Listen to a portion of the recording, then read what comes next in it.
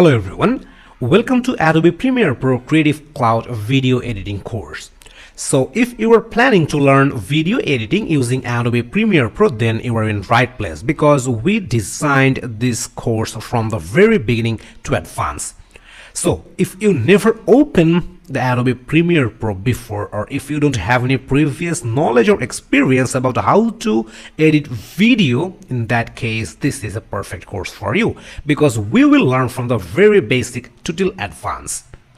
So let's take a look what you will learn from this course.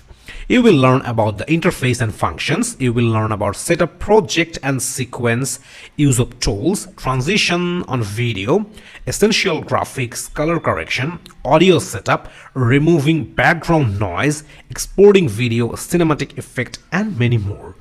So once you will complete this project, you will be able to edit any kind of video that is essential to upload in somewhere. So if you plan to open a video production house, or if you plan to create some videos for social media or for your personal portfolio or in profile, all the video editing you will be able to do after completing this course. This is a project-based course, so when you will learn from the lesson, you will have an opportunity to practice during learning. And during learning, if you face any problem, then you don't have to worry about, because I'm always there for you to help you out. So you just have to ask me the question. So what are you waiting for? I'm expecting you to have you in my next lesson, so enroll it. Hello everyone, and welcome to this Adobe Premiere Pro tutorial, where today I'm going to teach you all about the interface of our Adobe Premiere Pro program. So first, when we open our Adobe Premiere Pro program, we'll be greeted by this screen. Okay, now as you can see that we have been greeted by Adobe Premiere Pro over here, where we can either create a new project or open a project, and this is in the home sections. And here you will also find the recent files that you actually used in Adobe Premiere Pro. Okay, now here on top, on the left side, the top left side of our program, you'll see that we have the file menu, or basically our menu bar over here, where we can find out many parts, where we can find many ways to use our Adobe Premiere Pro. Here you can see that we have the file menu, edit, clip, sequence, markers, graphics and titles, view, window, and help. They are not showing you that these options are available now, but you can use them after we make a new project. And now let's go ahead and make a new project. There are actually two ways to make a new project. We can either click on the new project over here, or we can also open a previous project. But if you do not want to do that and go the old-fashioned way, you can always go and click on the file menu over here and then go to new. After that, you can just click on project. And then you'll see that Adobe Premiere Pro has gave a new pop-up box where we can create a new project by either selecting these pre-imported files by our Adobe stock, or we can just create them without one if we are creating a new project. All right, now after you create a new project, you will have this blank new project section where we have different panels to choose from. The panels are basically used in order to edit your video. So here you have some panels such as the project panel, FX panel, library panel. This is the source panel, program panel, FX, color, graphics, and also timeline. And over here we have our tools panel where we can select tools in order to edit our videos. Okay, now each of these panels are easily customizable. You can always move them. Say you want to move this, you can right click and then say undock panel. After that, you'll see that the panel is being moved around to any place on our program to my wish. Okay, and if you want to put the panel back to where you want it to be, you can just click on it and then it will go back. Okay, and then in order to select panels, for example, you can see that I have multiple panels in one window over here. You just have to select them by using the mouse right click. As you can see, I'm doing the right click over here, which allows me to go to different panels in one window. You can also create different panels for your window. You can also create different panels for your window selection. Say I want the effects option to go over here, so I undock it, and then I will just click on the effects option over here with the mouse button, drag it, and then I'll put it over here when it is highlighted in a deep blue color. Now you can see that the effects panel has shifted from the project panel to the effects control area over here. Okay. Now, if you want to add new panels to your Adobe Premiere Pro program, we can always go over here and click on this workspace option, where you'll see that we have many panels to choose from. We can either select all panels over here or the panel that you specifically want. Okay. Now, say I want to use the learning panel. If I click on it, the program automatically takes me to a place where it will show me tutorials so that I can use it and understand how it works. After that, assembly, then we have editing, which is our default panel, and then we have captions and graphics, review, libraries, meta logging, production, and we can also here we can also show the workspace label, show workspace tabs, and we can also reset to save layout. Okay, let me reset it.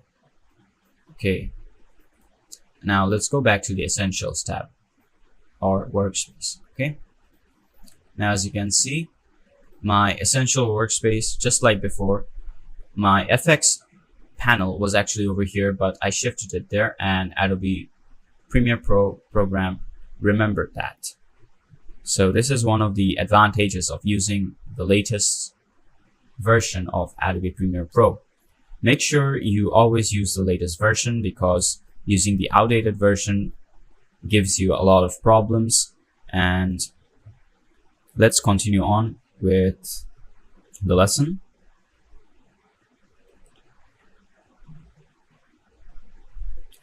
All right, now I'll show you how to close a panel. Say that we do not want this library panel to be here. I can just right click on it and close the panel, or I can just click on these three bars over here and close the panel. They do the same thing. Okay, now if I close the panel, you can see that it's gone. Okay, now since the libraries panel is gone and I want it back, so how do I do that? For that, I'll just go to window, and then I will select libraries from here. After that, you can see that the libraries panel is back. Okay. Now, this is something you'll see whenever you're selecting a panel. It will be highlighted by a light blue border, just like you can see over here. Since I selected libraries over here, it has been highlighted.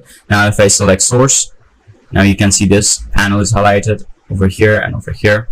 No matter where you are, you can always see what part of the Adobe Premiere Pro program you're using. Okay. Now let's say that I want to move this panel. For that, I'll just right click and select undock, as you just saw. Okay. And if you want to dock it again, then you can just go over here and you can see that we have docked our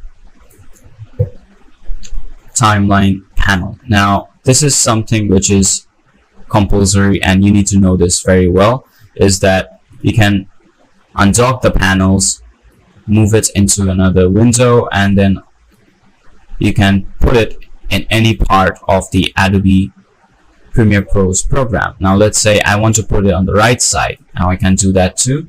And then if you want to resize it, you can always go to the borders of the panel, and where it is highlighted with the light blue color, then you will see that your cursor changes the icon, and then you can just resize it like that. Okay, you can do this for every single panel that is located for our Adobe Premiere Pro, but remember, first you have to select it, or else it will not work. Okay, as you can see, this is how it works. Now let's select all panels over here.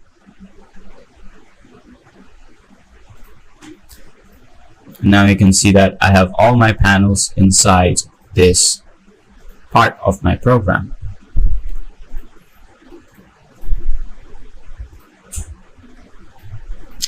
After selecting all panels, you can easily go to the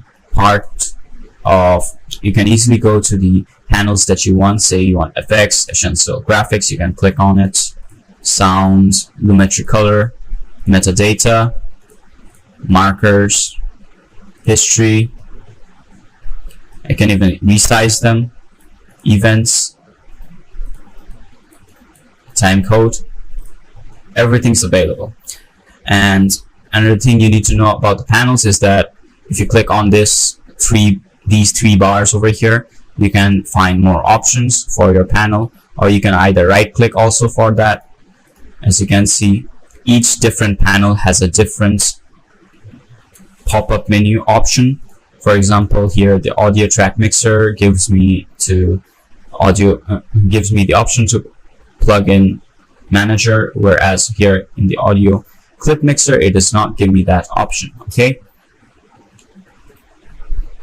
now what I will do is basically open a new file or import it from my Adobe stock. So let's say I imported this. Let's import it. Now after importing, you will see that I have a sequence over here where I can also edit the way my video is. And then now I will teach you that there are some parts of the Adobe program which are not being shown fully. For example, let's say I went back to my Essentials tab. Okay, and here you can see that when I go back to the Essentials tab, it is not showing me the video that I just imported. But when I select all panels, it is showing me the video that I just imported last time. Okay, so after that, you can also resize the way you see the video by expanding the reference or program sequence panel over here. You can make it big, you can make it small. You can also increase the size of this video editing section over here. Alright, now after this I'm going to be teaching you how to save your workspace. Now say I want to save this type of workspace so that I can use it later on for editing another video. For doing that, I can just go to Window over here, go to Workspaces, and then I can select Save as a new workspace. After that, it will ask me what name I want to put it as. Let's say I just wanted to put it as that. Okay, now let's go to the Essentials tab again, where we don't have our video. We can just go to Window, go to Workspace, and now we can see that the workspace name that we have saved has popped up over here. And we can also use the shortcut keys to bring them into our program. So now if I click on this, you'll see that. So now when I click on this, you'll see that my workspace is back and it is just the way I left it. Okay, so that is all for this video. Thank you for watching it, and I'll see you in the next lesson. Hello everyone, and welcome to this Adobe Premiere Pro video, where today I'll be teaching you how to use the project panel in Adobe Premiere Pro. So first, let's select a project name for this video. Okay, now after we have selected a project name, let's create our file. Okay, after you have loaded your file or Premiere Pro project, make sure that you are in the editing section. If you're in the essential section, it might also work for you, but I would prefer you go to the editing panels. Okay, now the editing panel contains a project panel over here where we can import our media to start editing our videos. So today I'll be only showing this project panel for you, and also how to use them and the different options that are available to us. Now, in order to import a media, first we need to either double click on this area over here, or we can just right click and then select import from over here. Okay, as you can see, when I double click, it brings up the import box. As well, when I right click and select import, it also brings us the same thing. Okay, Now, what I'll do is basically I'll import some files from my computer. Say I want to import this video template over here, and there you go. Now, since we have selected it to be imported, we have different information given to us by Adobe Premiere Pro. Now you can see that, let me just expand this first. Okay, now here you can see that first it's given as frame rate. The frame rate is basically how many frames per second the video is. So basically this shows us 29 or 30 frames per second over here. Then we have the media start and media end time. Here you can see that it starts as 0 seconds, and then later it starts and later it ends with 17 seconds over here. Do not confuse the time over here. There are 4 divisions over here. The last division is actually for milliseconds. The second one is for seconds. The second one is for seconds. The third one is for hours, and the fourth one is for probably days. All right. So these two, media start and media end, are basically the times in which our media works or is recorded. Then we have the media duration. Here it will tell us the whole time for our media or video. Then we have video in points and video out points highlighted in a blue color. After that, we again have the video duration. Then we have subclip start, subclip end, subclip duration. After that, we have the video info, where here it tells us that the video height and width is 1920 into 1080. 1080 here basically means in high definition. All right, and this one is also the same. It will also denote that we are using high definition format. After that, we have the audio info, which will tell us the type of audio quality that we're using. Now, this video contains 48,000 Hz of compressed stereo audio. After that, we have the tape name, description, log note, capture settings, status, scene, shot, and then we can select it to. We can either select to hide it or check mark if this is a good video. All right. So this is what you know about the video. This is what you need to know about the video description over here. Afterwards, let me show you how to input a new file inside your project panel. In order to input a new file into your project panel, you can either select this option, which says new bin.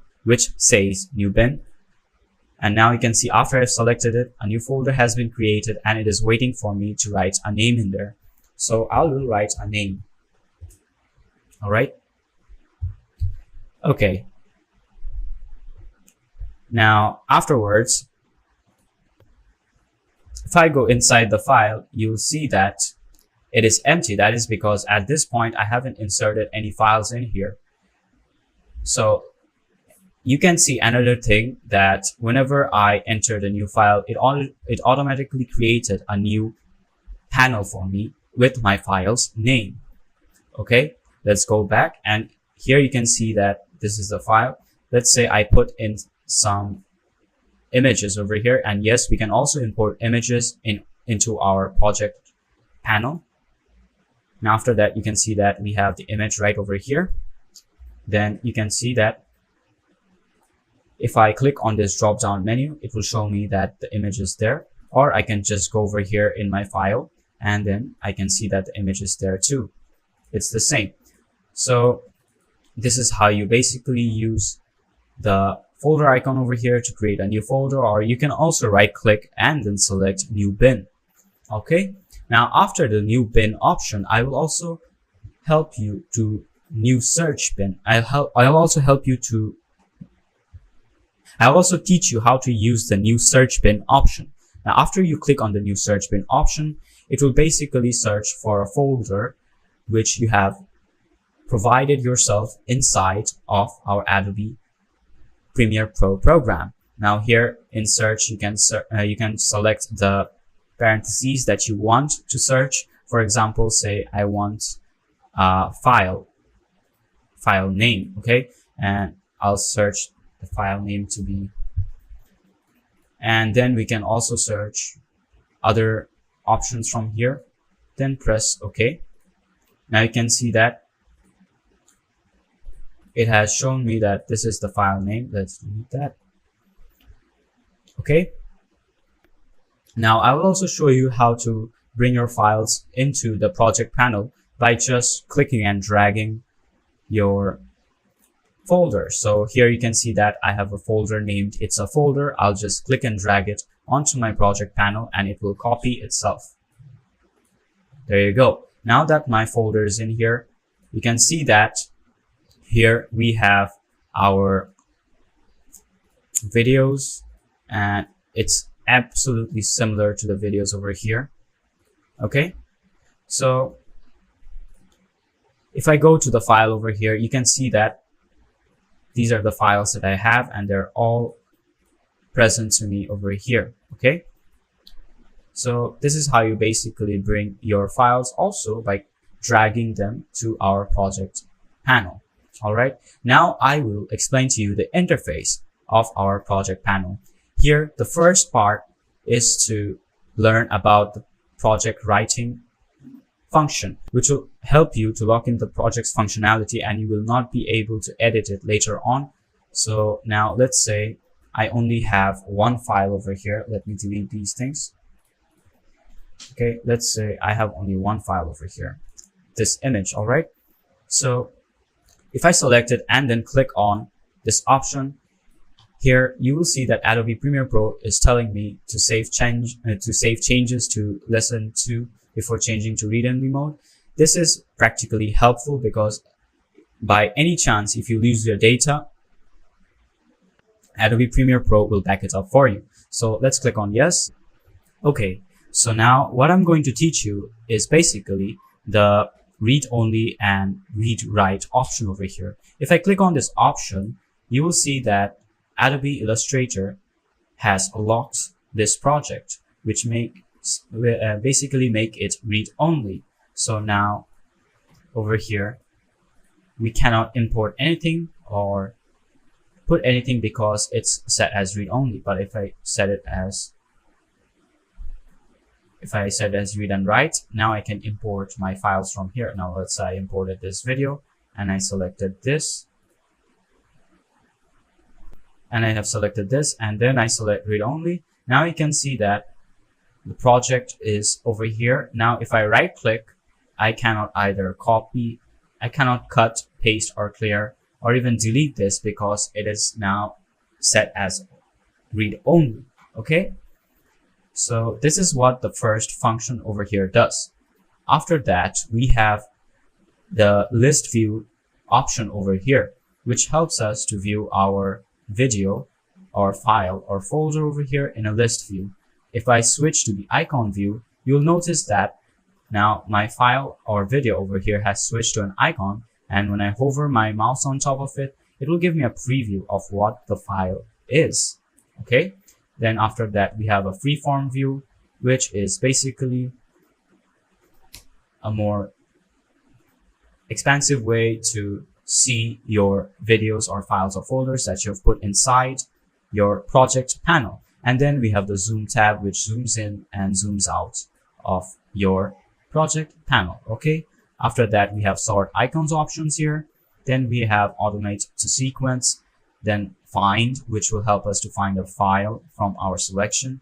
After that we have the new bin folder option, which will create a new folder for us. Then we have a new item option over here, and you can see that after that we have a clear or backspace option, which deletes files. Over here now I cannot select anything because it is set as read only. Okay, now you'll see when I put it as read and write, we have our symbols available here. Now in the select new item, I can choose sequence, project shortcuts, offline file, adjustment layer, bars and tone, black video, color match, universal counting leader, and transparent video.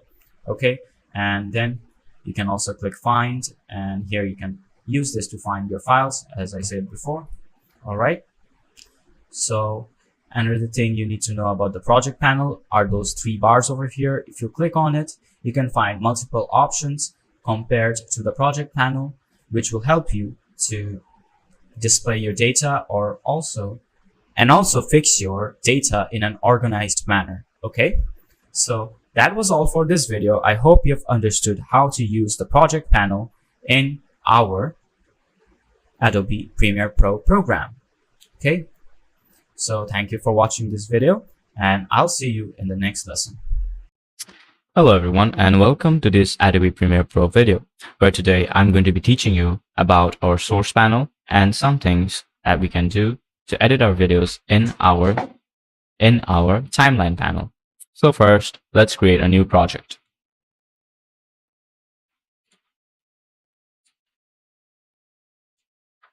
And after creating a new project, you'll see that our source panel is available to us on the left side, right below our menu bar over here.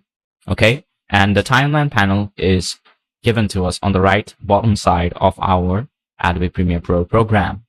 Now, first things first, in order to use the source panel, we have to put our video in there. So we have to import the videos. For that, let me just go to this file program over here and then say I want to put inside a video. So I'll put this video in here.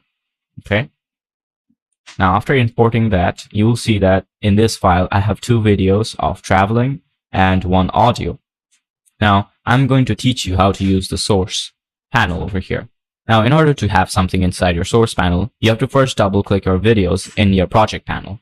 So say I want to select this video first. So let's select it. Now you can see that my video has popped up inside the source panel, and here I can do many things. For example, I can play the video, I can step forward 1 frames per second. Then over here, I can go to the starting of the video or the ending of the video, and then I can mark in and out of my video. Now, some things you need to remember is the source panel is where we actually take parts of the video that we really need. Now, this is a 5-second video. So let's say instead of the 5 seconds, I want to take 4 seconds. So I can just go over here manually and select 4 seconds, select mark out. And you can see that Adobe Premiere Pro has selected the part that I want to take from these 5 seconds. Okay. Now, what I can do after that is basically select the video over here with my mouse left click and drag, and then put it on the media or the timeline sequence over here. Now you will see that after I have put my media in the timeline sequence, I have both the media, video, and the audio over here. And here in the preview panel over here, you can see that this is what we have brought out from our source over here. Okay, this is a 4-second video, whereas this one is a 5 or 6-second video. All right, now say this time, instead of only bringing the video, I only want the audio. So let's press Ctrl Z to undo, and now this time I only want the audio. So I will go over here and you'll see that we have two options to either drag the video and the audio. I'll select this and then drop it here. Now you can see that instead of the video, we only have the audio. And since we don't have any audio in our video over here, then we will not hear anything. So this time let's only drag the video. And now you'll see that only the video is dragged and we have no audio over here. Okay, let me reduce the size over here so that you guys can see properly. Okay, now this time you can only see that we have the video. Now let's say we want to create two videos side by side. Okay, now in order to do that, let's just go over here, select this, and let's just select all of our video time.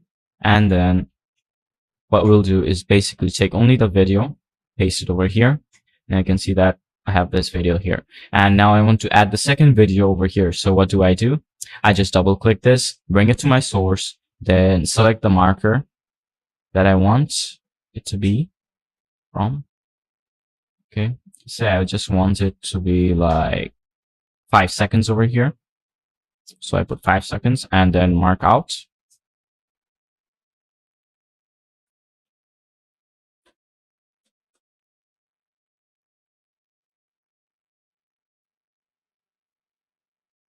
Okay, now after doing that, I'll click on the drag video only icon and drag it over here. And you can see that we can also put it up there or down here.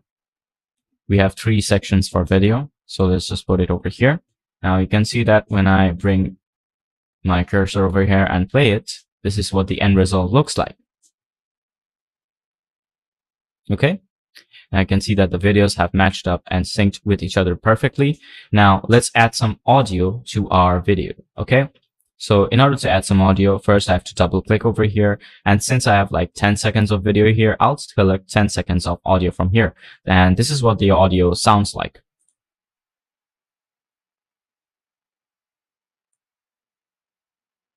Now let's play the audio to show you what it sounds like. Okay. So this is what the audio sounds like. It's just a acoustic guitar layout, and I want to add 10 seconds of this audio to my video over here. So I select like 10 seconds, let's say close to 11, and then I select only the audio and put it over here. Okay. Now you can see that my audio over here is very big because I didn't cut it out using my markers. Let's undo it and then go back. And this time I'll select the marker over here. And now if I select it and put it there, you can see that we have our audio perfectly syncing with our video. And now let's check what the video and audio looks like.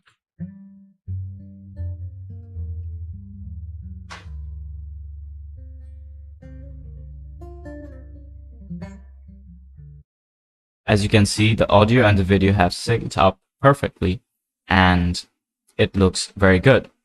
Now let's say this time, instead of having like 2 videos over here, I want to put 2 parts of this traveling video and 1 part of this video in the middle. So how do I do that? Instead of like editing it multiple times, how do I insert them very easily without editing to the video many times? So in order to do that, first let me go over here. Let's delete this section, and this section is basically this part. So let's put this in the front. Okay, and now let's say I want to put this video in the middle. So let's reduce the size a bit to 3 seconds. Okay, now let's put the traveling video over here, and this time instead of 5 seconds, I want it to be 4 seconds. Okay, now let's only take the video. There you go. And now let's go back to traveling, since last time we took up to this much. Now let's select this part over here. So what I'll do is basically move it there, move this over here. Okay, then I'll go over here, press the shift button, and then select this point. Okay. Afterwards, I'll just go over here and then click on insert. And now you'll see that my video and audio over here both were put inside this part. Now I can do this simple click and drag part over here.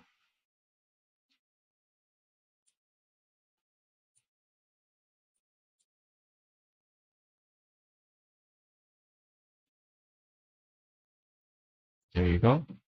And here you can see that when I insert the video, it actually puts in another audio inside. Now, how do I fix that part instead of like pushing my audio over there? To do that, what I'll have to do is go over here to the audio part and then lock in a toggle track lock. And then after that, you'll see that when I put in the insert option over here with the shortcut comma, it is not inputting its audio and it's locked over here. So whenever I go back over here and then play the video,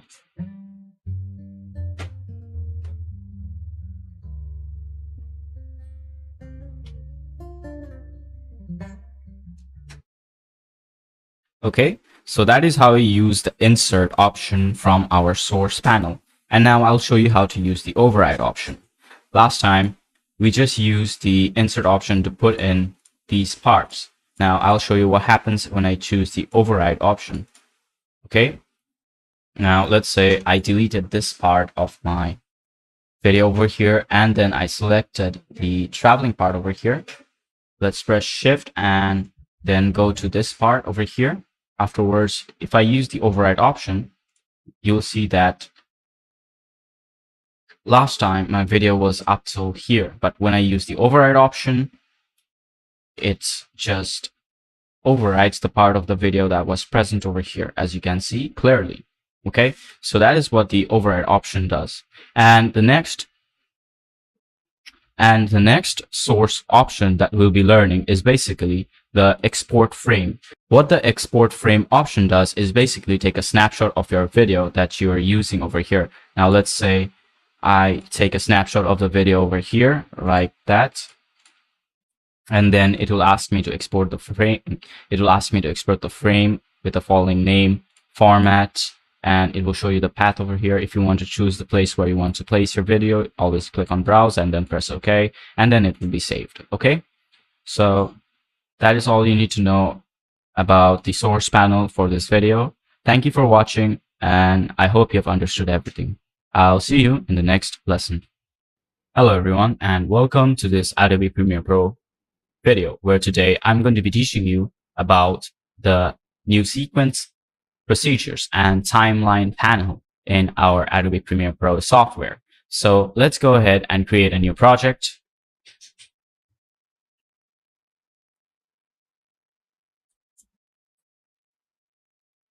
All right. Now, after creating a new project, let's bring in some files. Let's import them. Now, let's say this time I want to use this cat file. Okay. After we come to this part where we already have a file, I'm going to teach you how to use the sequence or the timeline over here. As you can see over here in timeline, we have no sequences available. That is because we did not put anything over here.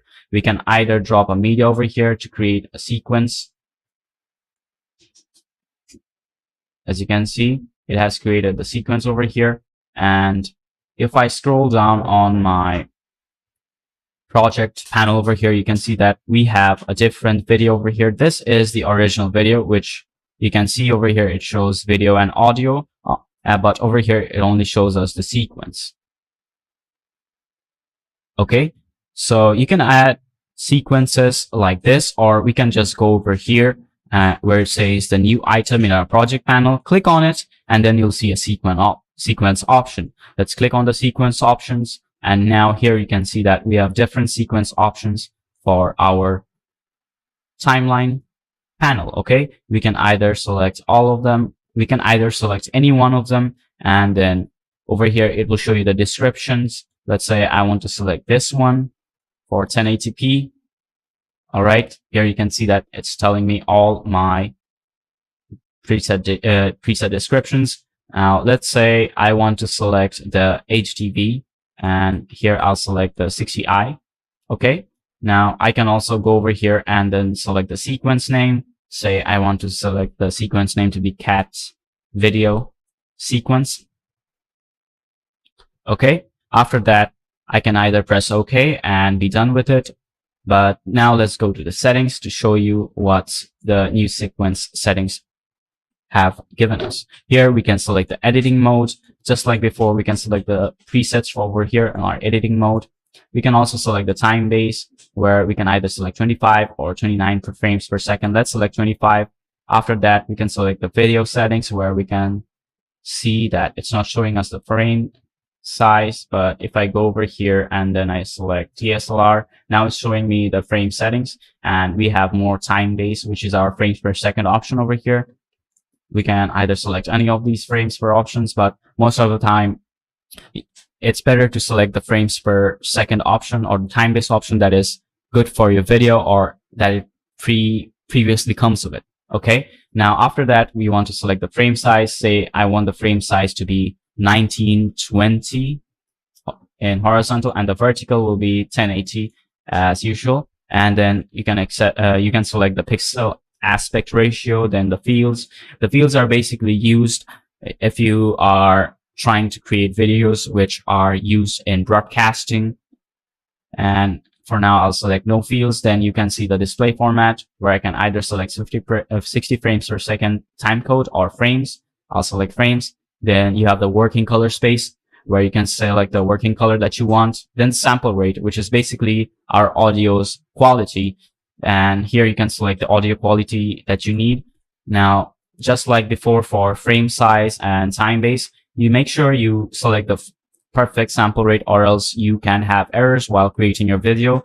Sometimes the audio will not match up with the video and they will stutter, which is why make sure you know what your video contains. And after that, we have the display format. We can either select audio samples or milliseconds.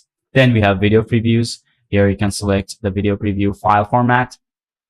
And then the codec, then height and width, which you already selected from the video frame size.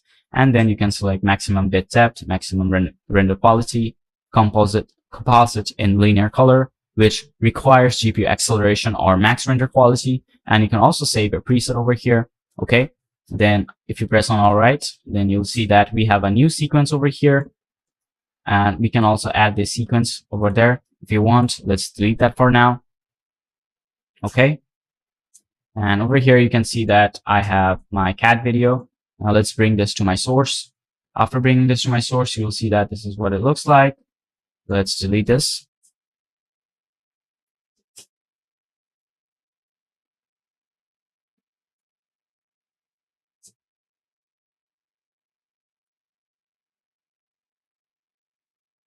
Let's delete the previous markers over here. All right, now that we're done, let's go forward with the next part of our lesson. All right, now what I'm going to teach you right now is basically on our timeline panel over here. As you can see, this is what the sequence part shows us over here. If you want to increase or decrease the size, you can always go to the scroll option over here, then click on this tab and then increase the size of your audio over here.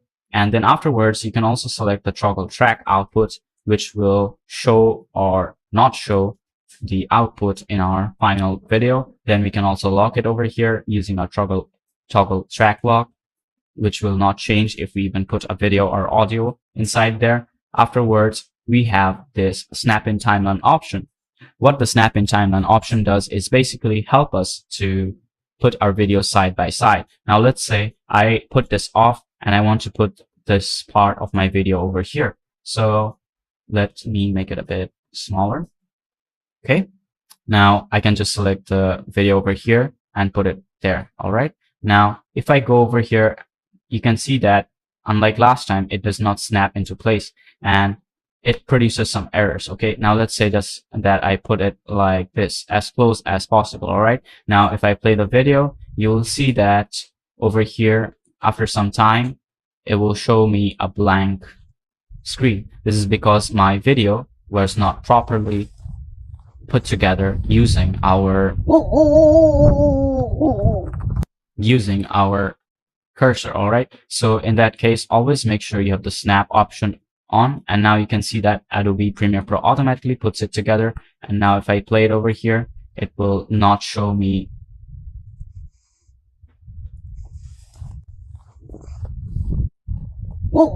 now if I go over here and play it, it will not show me that blank screen anymore, as you can see. Okay.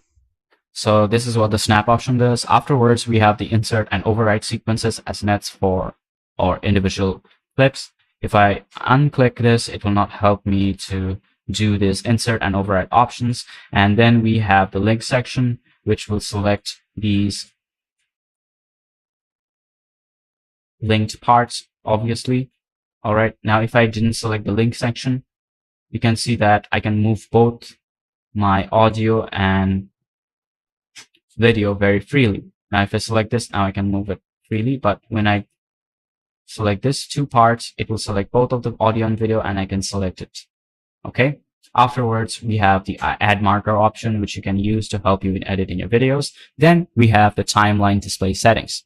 If I click on this, you'll see that we have various amounts of options over here. Now we can use these options to actually show our videos parts. Now let's say I put in show video keyframes. Now it will show me the video keyframes option. Then I'll select show audio names. Now you will see the audio names. And then we can also select to customize video headers, where we can select it either to be toggle sync clocks, or then go to previous frames and etc.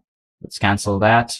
And then if you press Alt and hold it on your keyboard and then scroll up and down, you can see that it's showing you video headers over here. If you right click over here, then you can see that we have various amounts of options that we can use to edit our videos in Adobe Premiere Pro. Let's use Alt and make it small again. If you increase the size, you can see the video header very perfectly. And you can do this for audio also, as you can see over here. All right. Now what I'm going to show you is basically how to realize when or how your video ends and starts. Okay. Now what I'll do is basically I'll zoom in this part of my video. And here you can see that we have two markers right beside our video end and beginning parts. All right. So here you can see a small triangle in this corner over here and a small triangle on this corner. This is basically telling you that this is when the video starts and this is when the video ends. All right. And here you can see that I have only one corner over here because I selected it from my source panel, but the video did not end over here. That is why it's telling me that this video did not end over here, which is why it did not show me that triangle, as you can see. Now over here, let's go to this 3 bars over here to show me more options, where you can see that for our video thumbnails, we have continuous video thumbnails, only the video head or the video head and tail thumbnails. Now the continuous video thumbnail will show you the continuous video thumbnail that you're using over here. Let's say I use the scroll button to increase the size of my video by pressing Alt. And now you can see that it's only showing me the head of the video, but slowly it's showing me continuous video thumbnails of what my video looks like over here, as you can see. Now, usually this takes up a lot of your graphics power. I would recommend you not to do this. So always make sure you have video head thumbnails available, and it will make your life more easier to deal with Adobe Premiere Pro. Okay. All right. Now say that I want to add a video extension over here. As you can see, this video. All right. We took only like this part over here. We took this much part of my video, basically. Now let's say I want to add more parts of my video or reduce it. I can go over here and let's say I want to add it to here. You can see that it's adding it perfectly. All right. Now let's say I want to add the total of 25 seconds. If I click on this, now you can see that it's being added over here. But here, now, if I go back over here and then do the same, let's say I want to do this much, I can do that much as well. Let's increase it more. Now you can see that the video time is being extended and it's becoming bigger. All right. So that is how you use the marker in and out options. That is how you use the marker in and out options to actually increase the time or decrease the time of your video in the sequence tab. All right. After that, we have the voiceover record option over here, where we can select it to either totally delete my voice over here, where I can select it to add a voiceover option. Say I want to add my voice, I can do that as well. Then we have the solo track option, the mute track option, which will mute the track over here. And then we have the toggle sync lock, then to toggle the track targeting for this lock, then the toggle track lock, which will lock in my audio and will not change if I add in new videos. All right. So after that, you have to make sure that you learn these tutorials very extraneously. You have to make sure that you practice using Adobe Premiere Pro so that you can understand more about the sequence panel, or else it will be very hard for you to use it on the go. So thank you for watching this video. I hope you have understood how to use the sequence panel and also our timeline panel. And I'll see you in the next lesson. Hello everyone, and welcome to this Adobe Premiere Pro tutorial, where today I'm going to be teaching you about the selection tool and the track select forward and the track select backward tool. Okay, Now, the selection tool is used for many things, and mostly it is used for selecting the tracks and also our audio that is available to our timeline over here. So let's go on ahead and add some videos and audio to our timeline using the project and source. Okay. So first, let's import some audio and videos. Okay. Say this and then. Okay, now after I have imported them, let's just take some parts of our video. Let's say from this 6 seconds, I want to use 5. So let's take that and use it to drop it over here.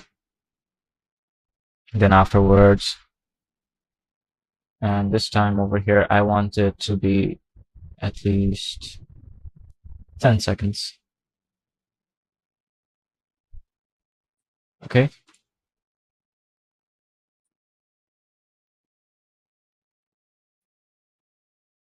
All right. After that, you can see that over here, I have 2 video and audio clips, where the first one has audio and the second one doesn't. Now, what the selection tool basically does, let me first select it over here from our selection tool. And then you can see that I can select my clips by selecting these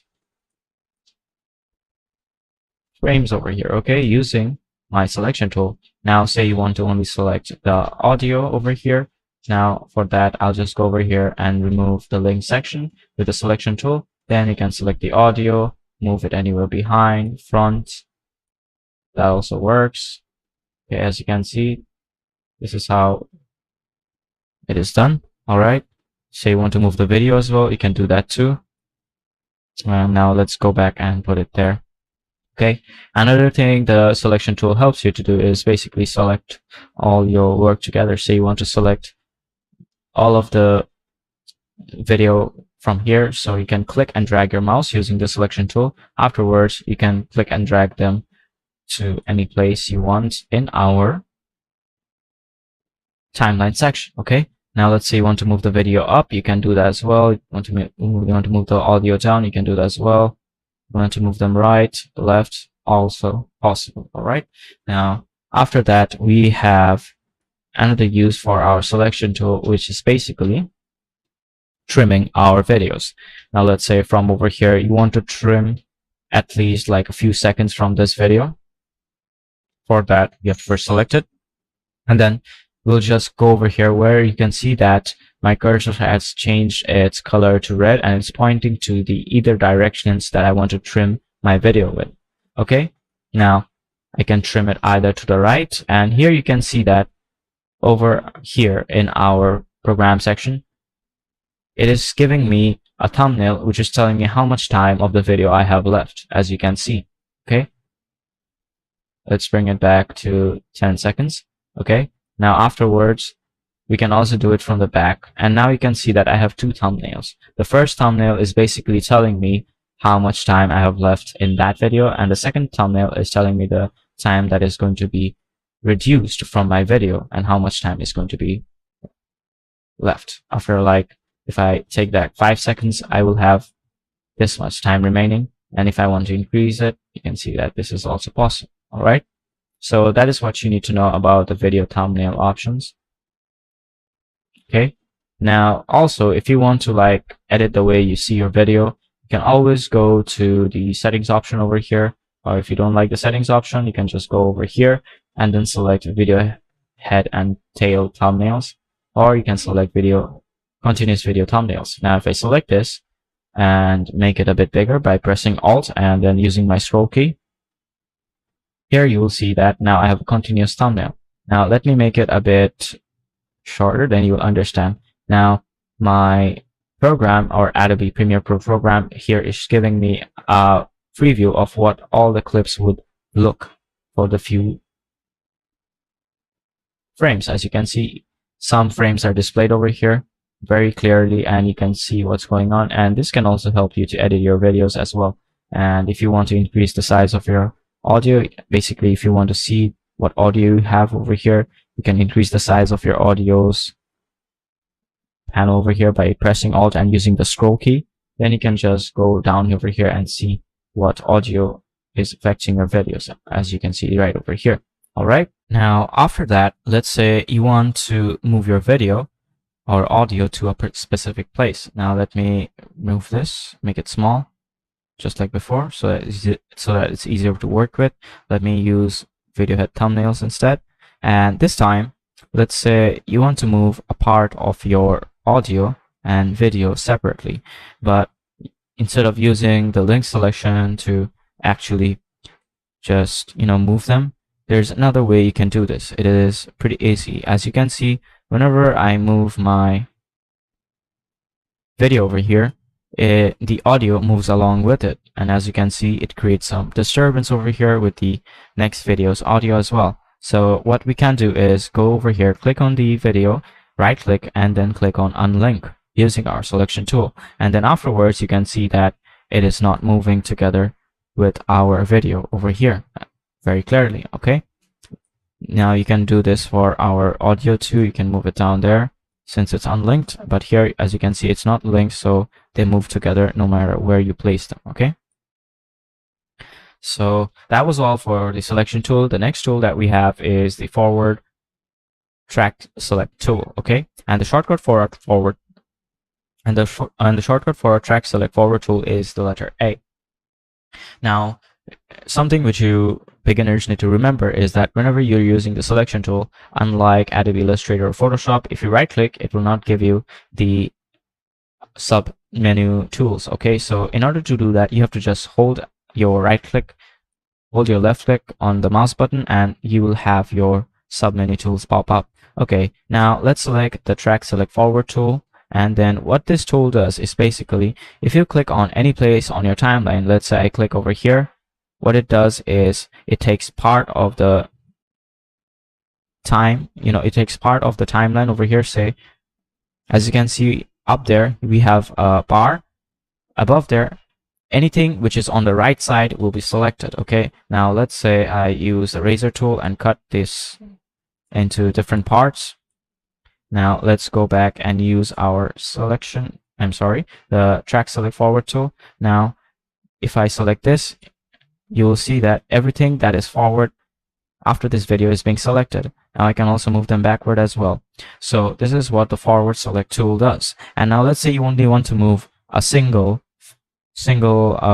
video from here. So for that, you have to press Shift while selecting them. So now you can see I have my forward selection tool selected. Let's press Shift.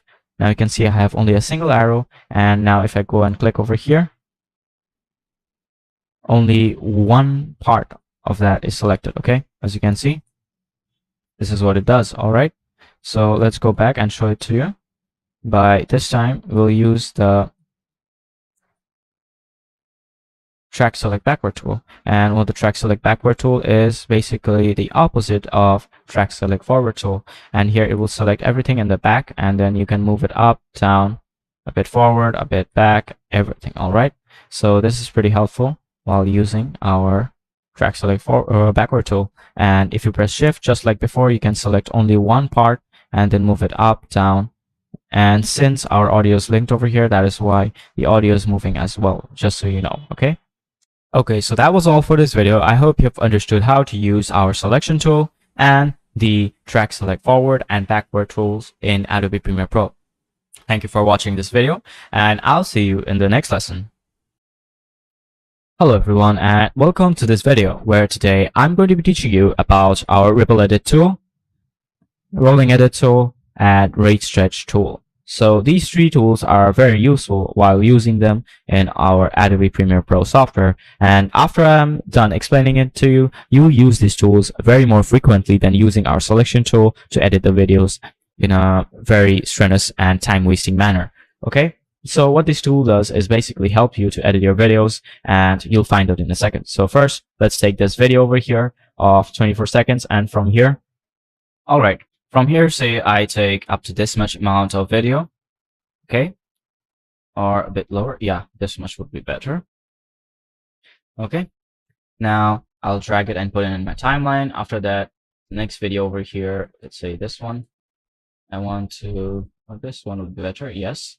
I want to put it up till this much. Let's say up to 4 seconds. Okay. Now let's take it out and put it there. Right. And for this video, I want to use at least 10 seconds. Okay. Now that I have my videos ready in my timeline panel, let's begin using our tool. So the Ripple Edit tool. Now, the Ripple Edit tool is very useful because say you wanted to trim your videos over here, okay? And from here, I have at least like 8 seconds or 10 seconds worth of video. Say I want to put it up till this much, okay? So I want to move my videos time to at least 4 seconds over here. Now I'll use the Ripple Edit tool over here, and what you can see over here, when I go over here, when I use the selection tool, my cursor is usually red, but over here the Ripple Edit tool's cursor will be yellow. And you can use this to trim your videos too. But there's a difference here using the Ripple Edit tool. When you trim your videos to a specific point over here, as you can see, your videos will shift their positions automatically instead of just, staying on their single position. Now, let me undo this and do this with my selection tool. As you can see, when I edit this, the rest of the videos over here stay in their position and not move to the left side. So this is what the Ripple Edit tool is very helpful for. I can use the Ripple Edit tool to also increase the size of my video, and it will move itself to the right too, or decrease it as you just saw before. Now I can use this on any part of my video over here, or let's say I want to use it on this video over here right now. So let's say I make it that small, and the Ripple Edit video does the same thing.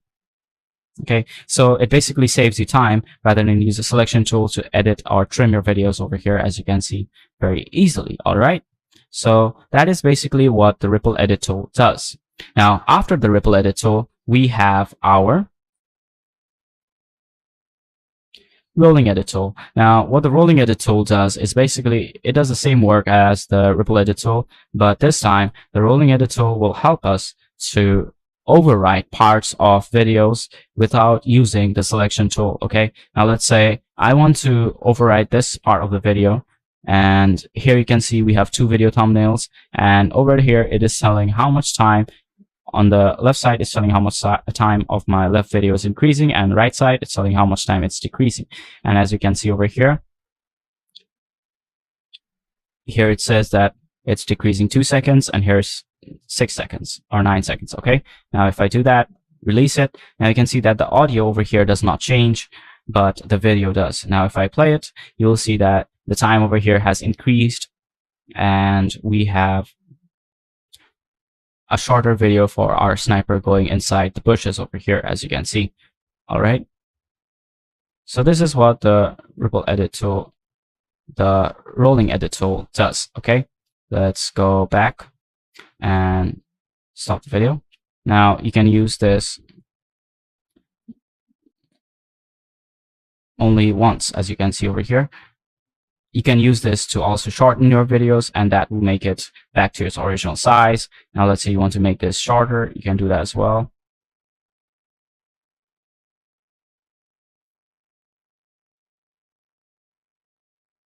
As you can see, this is how you use the Rolling Edit tool. And after the Rolling Edit tool, we have our rate stretch tool. Now the rate stretch tool is a very useful tool which helps you to make your videos faster or even slower. Okay, and I'll show you an extra option over here using the speed and duration option given by our timeline panel over here. Okay, so let's begin using our rate stretch tool. Now what the rate stretch tool will do is basically, as I told you before, increase the speed or decrease it. Now let's say I want to increase the speed of this video, so I'll click over here and increase it, and here you can see that over here we have the number of seconds added or the number of seconds taken away, and then duration over here, it's telling me the time. Now as you can see, when I move to the left, the number of seconds is negative and the duration is becoming smaller. So this way you can help yourself while making the video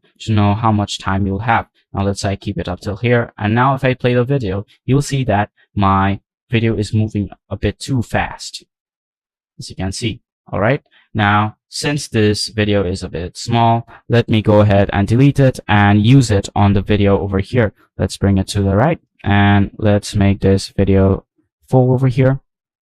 Now after that, let's make our video a bit faster, but let me show you the original video first. Now here you can see that this boy over here is playing a football on the beach and he's juggling the ball, and it's a very slow motion video at 50 frames per second. Okay, all right, so let's make this video fast using our rate stretch tool. Let's select one edge of the video over here, and then you can see the duration is decreasing. Let's make it 10 seconds, reducing at least 8 seconds from here. And now if I play the video, you'll see that it's moving a bit faster than before. Let's make it even faster so that it looks like it's in real time. Okay, let's do that. Now if I play it, you'll see that this time it's almost real time. Let's do it again. Here you can see that it's almost real life, and it's no more, and it's not showing me any more slow motion effects. Okay, now I can also increase the slow motion right now, as I'll show you, by clicking and dragging, and this time you can see that my number over here is being positive and the duration of the video is increasing. I can increase it to any amount, but if I increase it too much, my quality of my video will decrease rapidly. Okay, now here you can see it's slow again. Now let's say I want to increase the amount of slowness in my video. I'll slowness to this much. Now if I go back and play it, you'll see that it is even slower, but this time the quality is a bit it's a bit low rather than last time. It's stuttering a bit during the frames, and this is because your speed over here is, your frames per second over here is 50, which is standard. Now if I decrease the speed over here with a higher frame per second, it would have been better. But since I have like 50 over here, it is showing me stuttering. Now let's say we try it on this 59 frames per second. Okay, let's go over here, delete this. Let's take this 59 frames per second over here. Let's put the whole video here. And now if I play it, you'll see that this is what it looks like. Let's make it a bit more slower. And now if I play it, you will see that it's stuttering again, but let's keep it a bit slower. Okay, so this is the difference. All right, and another way you can also change the speed of your video is by just right clicking on this timeline panel where the video is there, and then you'll go to speed and duration. And after we select that, you'll see that we see the clip speed and duration options here, where we can see the duration and speed as well. Here we can increase the duration, also the speed of our video. As you can see, the more you increase it, the lesser speed we have. The more you decrease it, the more speed we have, as you can see over here. And then now if I press OK, you will see that my video has become shorter automatically, and I had no use to, and I didn't have to use the rate stretch tool. Now let's play it. Now you can see that this is what it looks like. It's perfect, and my sniper is totally camouflaged. Okay, let's go ahead, and this time, instead of using the normal speed over here, let's use the reverse speed. The reverse speed basically reverses your video, and it makes your video play in reverse according to the speed that you set it as. Now if I play it, you will see that first it will render it, and now my sniper is coming out of the bushes instead of hiding. So that is how you basically use our speed and duration over here. And then we can also constrain basically our speed and duration together. Now if I don't do it and increase the duration and decrease the speed, you will see that it's not working because they don't match with each other. Okay, it has to match with each other in a certain aspect. Now if I press OK and then play the video, you will see that this is normal again. Okay, All right, so that is all for this video. I hope you've understood how to use our ripple edit tool, rolling edit tool, and rate stretch tool over here. So thank you for watching this video, and I'll see you in the next lesson. Hello everyone, and welcome to this video, where today I'm going to be teaching you about the music remix tool, which is present to us over here on the ripple tool below the ripple edit tool. Right over here, you have the music remix tool and our razor tool. Now, first, I'll be going over the razor tool by importing some media over here. Well, let's say I use this video, and over here, you can see that I have full video over here. Let's put it into our corner over here, and then let's use the selection tool first to show you that this is what the video looks like. Okay, and then let's increase the size of it. Okay, so this is what the video looks like. Okay, all right, now here you can see that we have a person playing the bazooka. I'm sorry, firing the bazooka. Okay, and then he fires it and the video ends over here. Then we have another person using the sniper rifle, and he is priming his sniper rifle here. Then there's a guy using the binoculars. Then we have an overhead view, then view of the sniper himself. Afterwards, this is another guy priming another bazooka, and there you go. That's the end of this video. Now, what I want to do right now with this video is basically cut it up into separate parts for each of my frames or each of my video views. For example, here you can see that we have the sniper looking up, and then this guy wearing the binoculars and seeing. So here I want to slice up into different parts. The person shooting the bazooka, and then the person firing the sniper. So I'll go over here where the video ends for the person hitting the bazooka to a specific area. So now, instead of like using the selection tool and then trimming it, we can just cut the video over here using our razor tool, as you can see over here. And the razor tool shortcut is the keyword C. Okay, let's use this. And after that, you'll see that my cursor has changed into razor, and it's not showing me that it will cut over here. But if I go over here and place it on the video, it will show that I can cut it over here.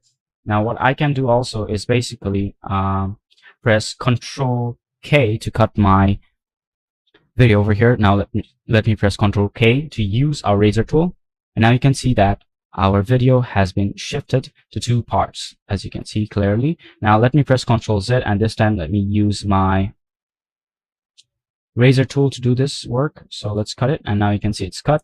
And afterwards, the video keeps on continuing where we have the sniper and this binoculars. I want to also cut it. So I'll press Control K to cut it. Okay. Now afterwards, we have the sniper.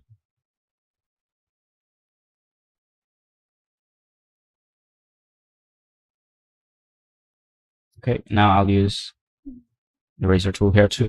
Now after that, I can easily use the selection tool to delete parts of my video that I do not want. And here you can see that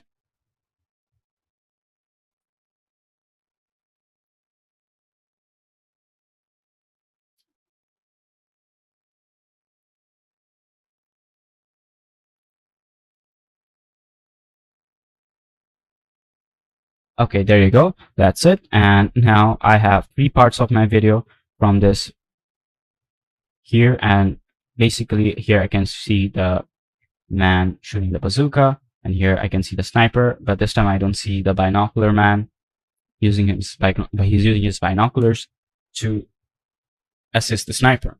Okay. So let's say now I just delete this part over here. And instead of like pressing delete key and then moving it, I'll teach you a shortcut. Just press Control Delete or Control Shift Delete. Afterwards, you will see that this will shift to the right side. So Shift Delete, and now you can see that after pressing Shift and Delete, it has moved to the right side without using my selection tool to move it to the left. Okay. All right. So this is how you use our razor tool. Now let's say instead of like some videos over here, let's say we have like 3 videos over here and it is set up like this. Now I can just go use the razor tool, but here it's telling me that it can only cut one part over here. Now let me just select all of them. Now if I use the razor tool, it will cut all of them. As you can see, it does not. And now if I use my razor tool, it will just cut one part. Now what I can do is basically, instead of like cutting them one by one like this, you know, like this, and it can also produce errors. So instead of doing that, what I can do is press Ctrl-Shift-K, and now it will cut everything. Another thing you'll notice is that when I press the Shift button while using my razor tool, it will select all of the videos over here. Now if I select a single part over here, now you can see that all of the 3 videos have been cut using the razor tool, and so on and so forth, as you can see over here. Okay, so this is how you basically use our razor tool. Now let me select all of them and delete it. Okay. All right. So I hope you've understood how to use the razor tool.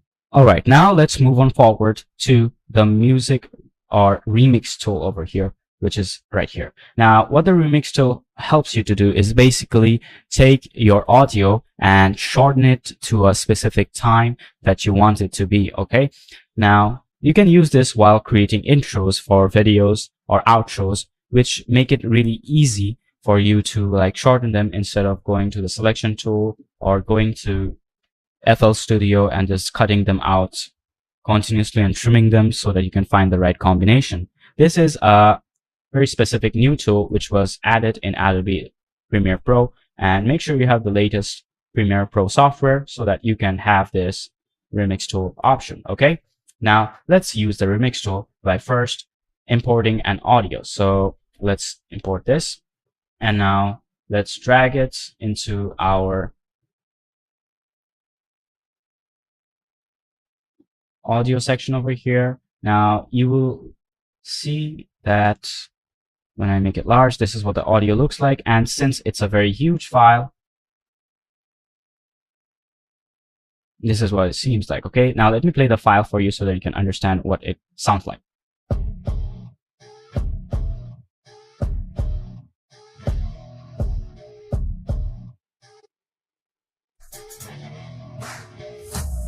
Here, all right, here you can see that up till from this point to this point, it was the intro. Okay, now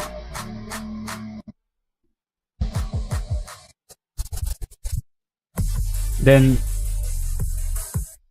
from here to here, it's the bass drop. So now if I use the razor tool and edit them all separately, it will take a lot of time, and I don't want to waste my time explaining you that this is going to be a very big hassle. So what we can do is basically, let's say I want to make an intro from this 3-minute video. Okay, so I'll go over here, click and hold the ripple edit tool, then go to the remix tool. Afterwards, if I go over here, you can see that the remix tool icon is saying that it's ready to work. I can just click on the edge and then make it to the exact amount that I need. Say this is 1 minute 4 seconds, so I want it to be like this much small. And now let me just, and here you can see that these are the ridges over here. These are basically parts which the remix tool has cut out from our original music to make it a bit shorter. And now if I play it,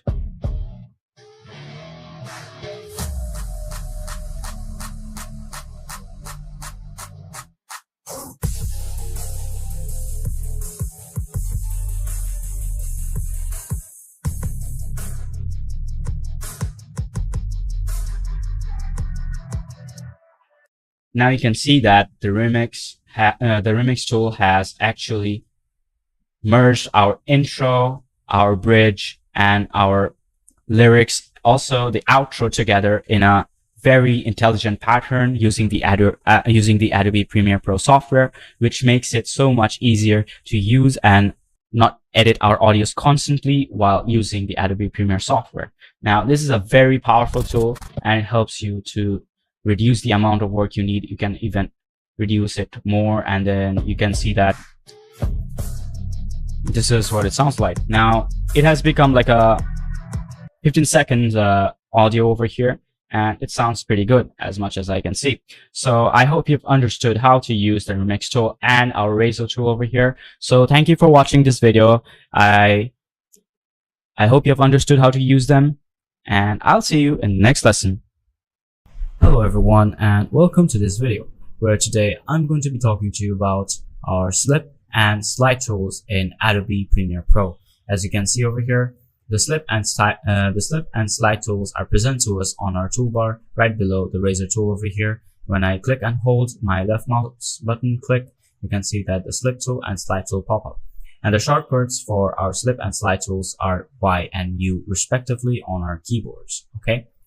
So now let's go ahead and import some media so that I can explain to you how to use our slip and slide tools.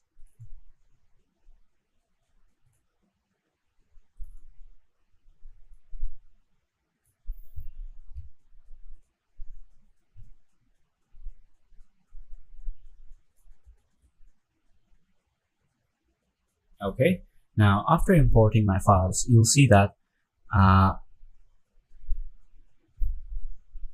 after importing my files, let's go ahead and add some media to our timeline. So let's go ahead and let's say from this 20 seconds, I take at least 5 seconds from here. Okay, so let's click and drop it from our source panel to the timeline panel.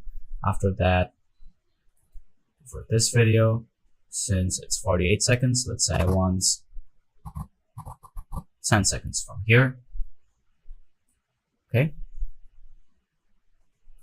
And after that, say this one, from 13 seconds, I'll take 5 seconds. Okay. Now let's click and drag it over here, since it's only video, no audio. Okay, there you go. Now, after I add my videos over here, you'll see when I select the slide tool, what it will do is it will show me this cursor, and it will only work when you have it on a video or any other panel which have data inside it. Okay.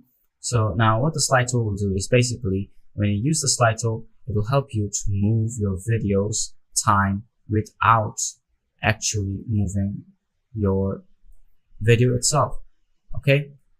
So now let's say that this is the full video, which is why it's not working. So let's say that over here in the first video, I want to move it to the right side by decreasing the second video's time. So I can do that also by just moving it like that. And you will see that 19 or 20 seconds from the second video has been removed. As you can see over here, it's very easily removed. Okay. Let's use the selection tool to bring our videos there. Afterwards, you'll see that here everything is alright, but after I go over here, the time is decreased for our video in the second one. Alright, so let's go back, and this time what I'll do is basically I'll trim my videos over here so that I can use our slide tool. So now second one, I want it to be like that, and the third one, I want it to be like this. Okay. Now I'll use the slide tool over here to move this video to the left, but basically by moving it to the left, I will decrease the time in my first video. Now you'll see that this is what happens.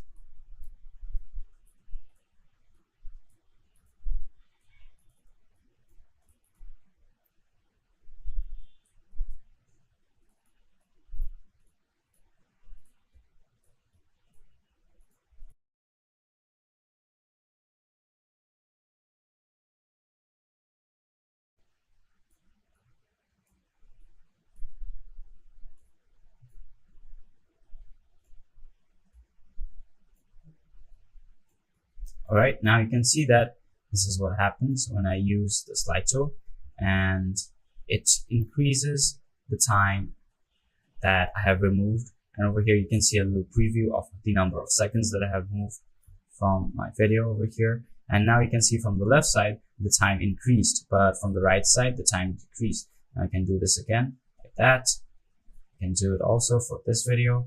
I can increase that video's time, and also I can increase the left side's video's time and increase the length of my video by itself, as you can see.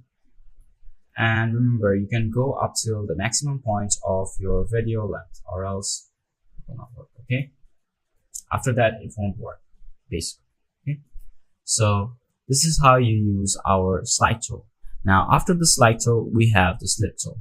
What the slip tool basically does is it helps you to move the video time from which you start and end your video. Now let me use the selection tool to trim my video so that I can show to you how it works. Okay, let's make this video big.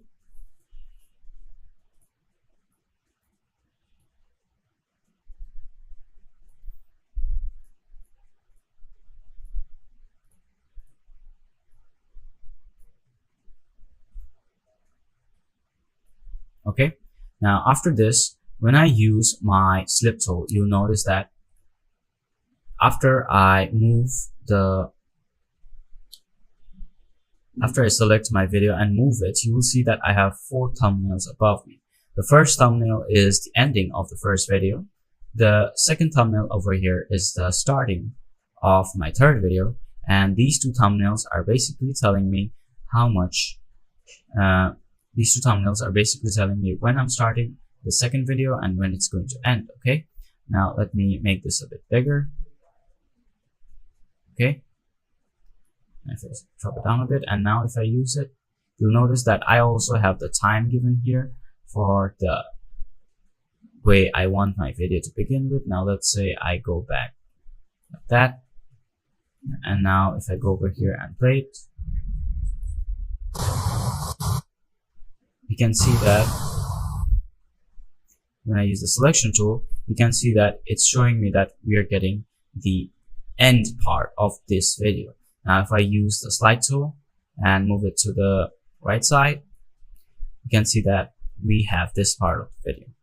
This is what the slide tool basically does for us. It helps us to select part of our video that we need, and after that we can easily take short clips, etc. from our video over here. Now let's say I go to the end side. Here you will see the ending of the second video, and here you will see the time that you're increasing or decreasing. Basically, this is the starting time and this is the end time of the video that's present over here. I can either add more seconds or I can decrease seconds too. Okay, let's say I did that. If I go over here and play it now, you'll see that this is where it begins. All right, so that was all for the slip tool and slide tool for our videos. Now I'm going to use audios in order to show you how to use it with them. Okay, so now let's delete these files. Now, just like before, I'm going to import some audio files.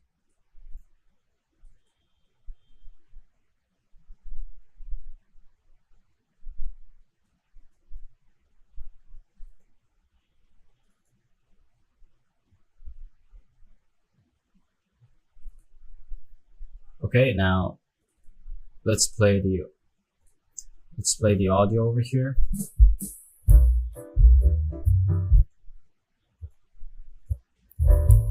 So now you know what the audio sounds like. This is the second audio.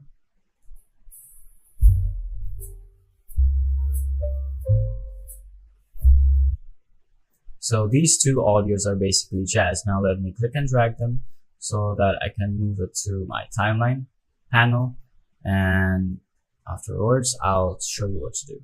Okay, now you can see that over here we have 2 audios placed in our project panel, placed in our timeline panel. And now what I'll do is basically I'll trim them either by using the selection tool, or I could just go over here and select the remix tool, and afterwards I could make it small.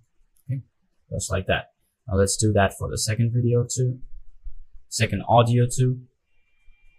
And afterwards, let's just put it like that.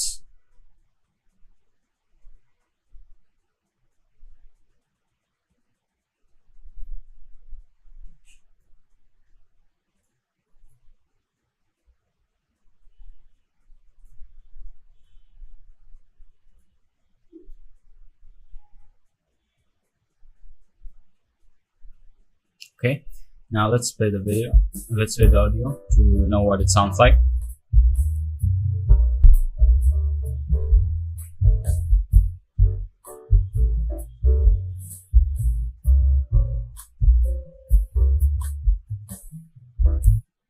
So we have a total of 44 seconds over here, as you can see.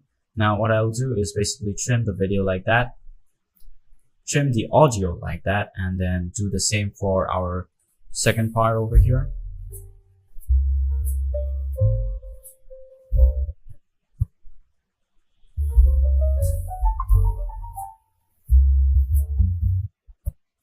Okay, now what I can do right now is use my slip tool over here. Now let's say I want to decrease the time for my second music by using the slip tool and increase the time for my first music. I can do that by just selecting it and then increasing its size like that. Okay, right now it's not working because I haven't selected a markout option over here, so I'll do that right now. Let's take them both, delete it, and then let's select the markout over here to be at least, say, 18 seconds. Okay, mark it out, drag it, then drag the audio and drop it over here. And for the second one, select it, take 20 seconds of it, take the audio, drag and drop, mark it out first. Now I will select drag and drop option. Okay, now let's say that for this one we move the audio to a bit more to the right side, and so much for this one too. Alright, now afterwards what we can do is basically use our slip tool over here, and I can select the time that I want to begin my audio with. Now I can go directly to the beginning and press play, or directly to the end and then play my video, as you can see over here. See, now the video is beginning from this point. Now I can do the same thing for this part if I want to start from the middle over here, as you can see. Now if I play the video from there,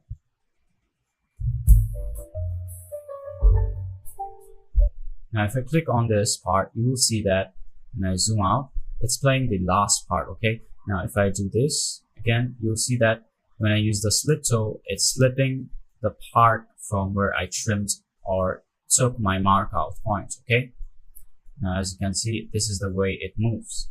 Now if I select this part too, and let's say I make it large, the more I move it to the left side, it moves forward. The more I move it to the right side, it moves backward, as you can see. Okay, now that was all for the slip tool with our audio. Now let's go ahead with the slide tool. Now, as you know before, our slide tool helps to make our videos smaller or larger, but we can also use it to make our audio smaller too. Now let's say I want to make the first audio small. Now you can see that it has done that too.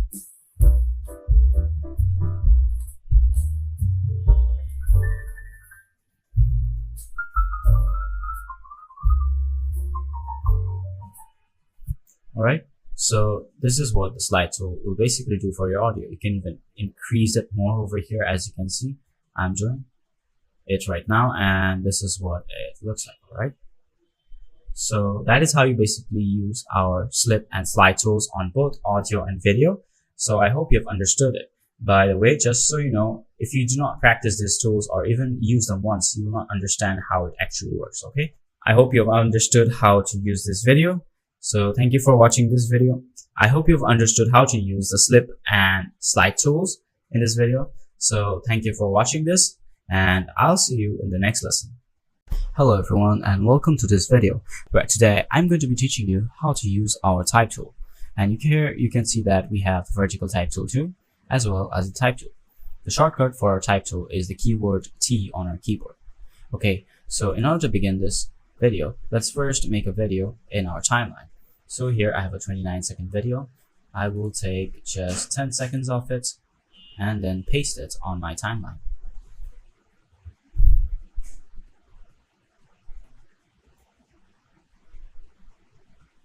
Using our selection tool.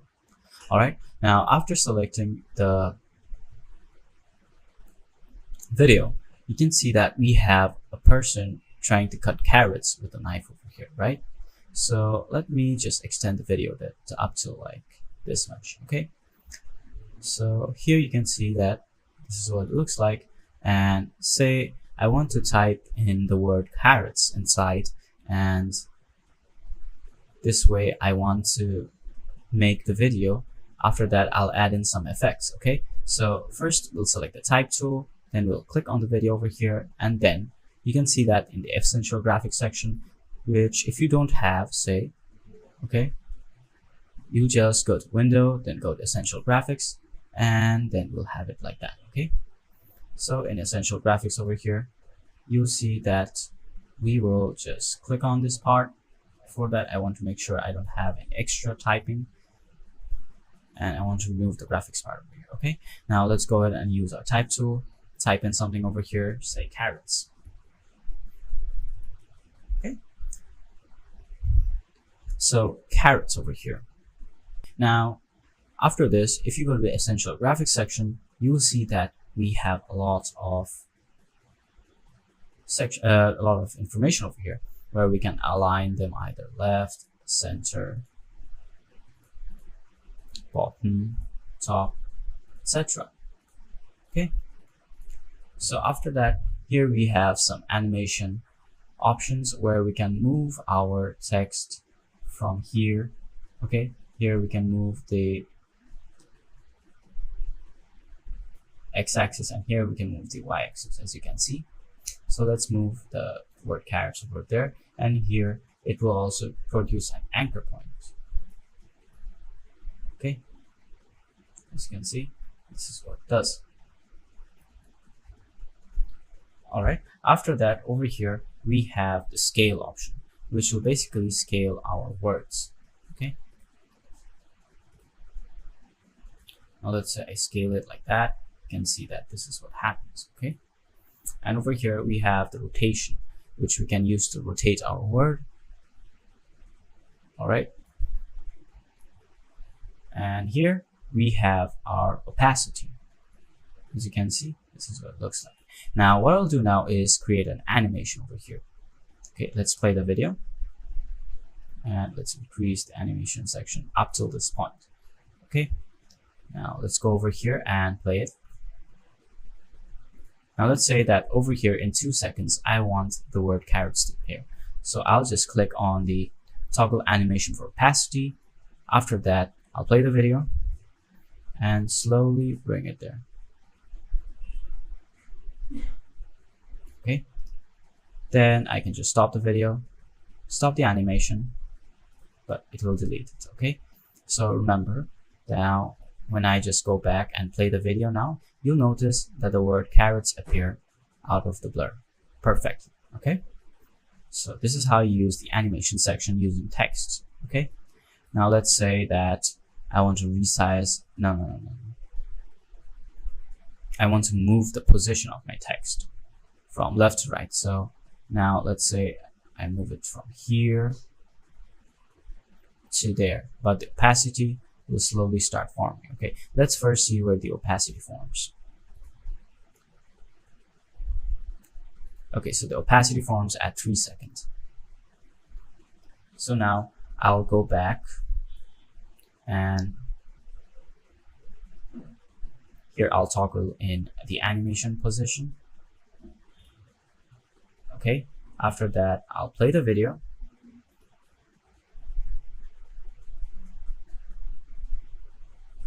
And move it to the side. Now it's not perfect yet, but you'll get the idea of what I'm trying to do.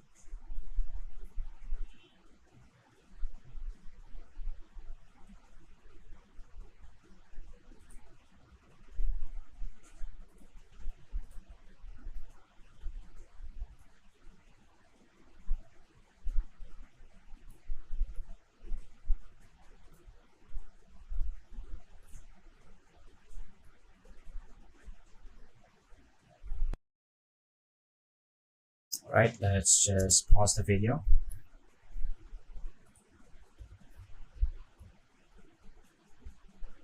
Start from the beginning. Right, So after that, we have styles. Okay, from here we can select a specific style that we want from our text. Then here we have the text font, from which we can choose our text font. So now you can just click on this and select the font that you want. Say now I want to use this font. Okay, so let's select that and let's see what our text looks like now. Okay, let's go over here, double click on this.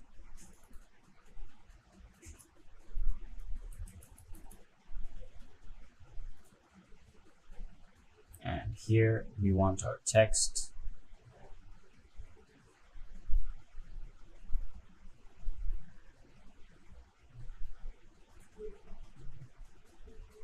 to just come in this format. So I'll type in carrot now.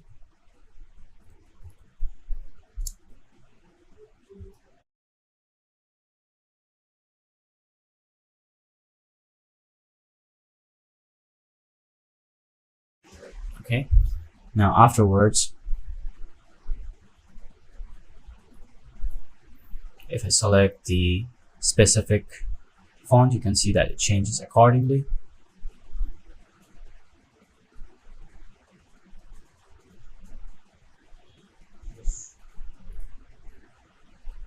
Then we can also center align them, right align them, and then we can also fix the vertical or align text options. After that, over here we have our width of the words. After that, we have the width that each word will carry after themselves. Then we have our kerning. Okay, after that we also have the leading, which will increase the space after one word. Then after that we have our baseline shift. As you can see, that is what it does. Then we have our tab width.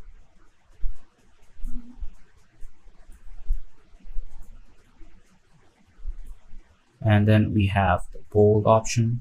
After that, italics and all caps option. Let's just move our words to the side. Go and a little bit to the bottom. Okay. All right. Now afterwards, the next option that we'll have is small caps. Then we have the superscript option, in which we can just use our text. Okay. Now after selecting that, do that, you can see that this is what happens. The superscript, subscript. Then we have type, right to left typing and left to right typing. Okay. After that, we have the appearance option. Okay. Then let's just use the selection tool to make our words a bit bigger. You can also make it big like that, just so you know. Now in the fill color, let's say I can use the eyedropper tool to use the color that I want. Here I want to use the color which is a bit darker so that everyone can see it.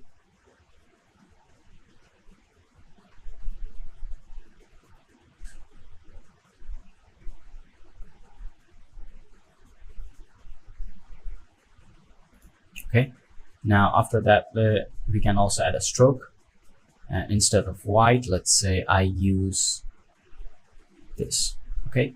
And in the background, we can also add something. For example, the opacity, okay, of the background. And also we can add the size of the background and also the corner radius of our background. We can also add a shadow. Let me just take the background off.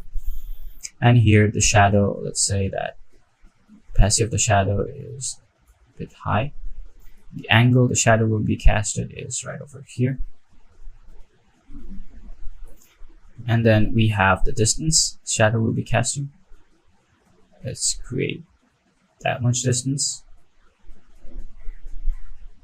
Okay. Then we have our size of the shadow. Then we have our blur. Let's put it up to this much. Okay.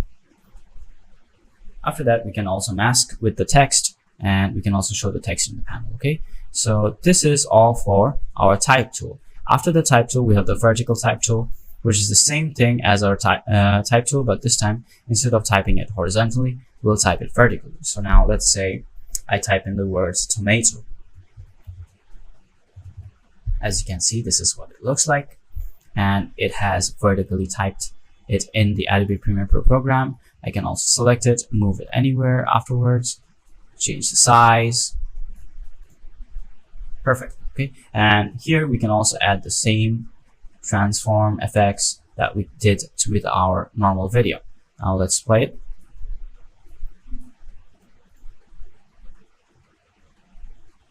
As you can see, this is how it works. All right, so that is all for this video. I hope you have understood how to use the text tools in our Adobe Premiere Pro software. Okay, and before I go, there are some other tools that I would like to also add up. It's the hand tool over here, which you can use to move your timeline over here. All right, this is pretty useful when you're trying to move anything from over here instead of using the scroll bars. And the shortcut for the hand tool is the keyword H on our keyboard.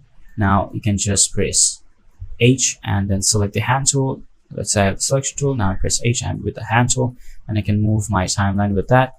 Afterwards, we have our zoom tool. Now the zoom tool helps us to zoom in of our timeline. Now if you want to zoom out, just press Alt and then click on the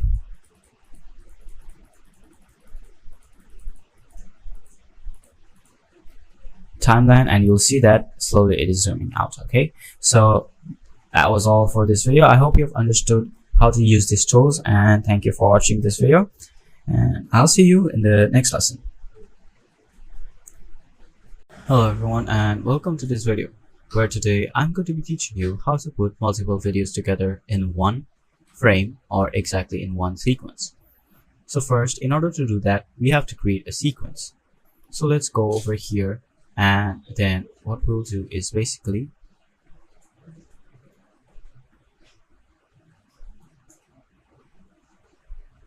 we will press Ctrl N to create a new sequence. So press Ctrl N, and now we will select any of the sequences below that is to your compatibility. Okay, now I'll select DSLR, or I can just select 720p over here and then select 50 FPS, for example. Okay, let's press OK, and then what I'll do is I'll import some videos over here. So let's select this video, this one, then this one, and say that this too. Okay, open them. Afterwards, I'll just drop them over here.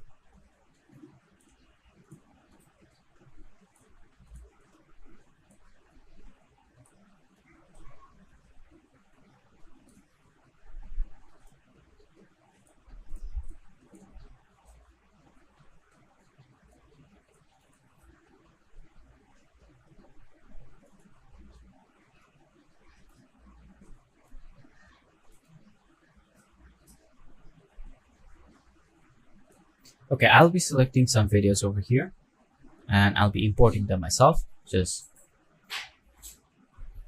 Alright, now that I've added some videos over here, what I'll do is basically I will cut them over here in this exact spot. So I'll just press Shift and cut it right over here. Afterwards, I can just use my selection tool to select the rest of them and then delete it. Okay, now since you can see that when I play this video, only one of them plays. Now, how do we fix this? It's very easy. Let's go to the back, and then since this is the video that we're seeing right now, let's select it. Okay, and afterwards, what we'll do is we'll go to Effect Controls over here, and then we reduce the scale, just like that. Okay, now after reducing the scale, we'll double click on our program panel over here, select it, and then move it right over here, say this position. Okay, done. Now let's select the second video, which is this one. Let's go over here, Effect Controls, reduce the scale, select it by double clicking on it, move it right up there. Let's increase the size of it.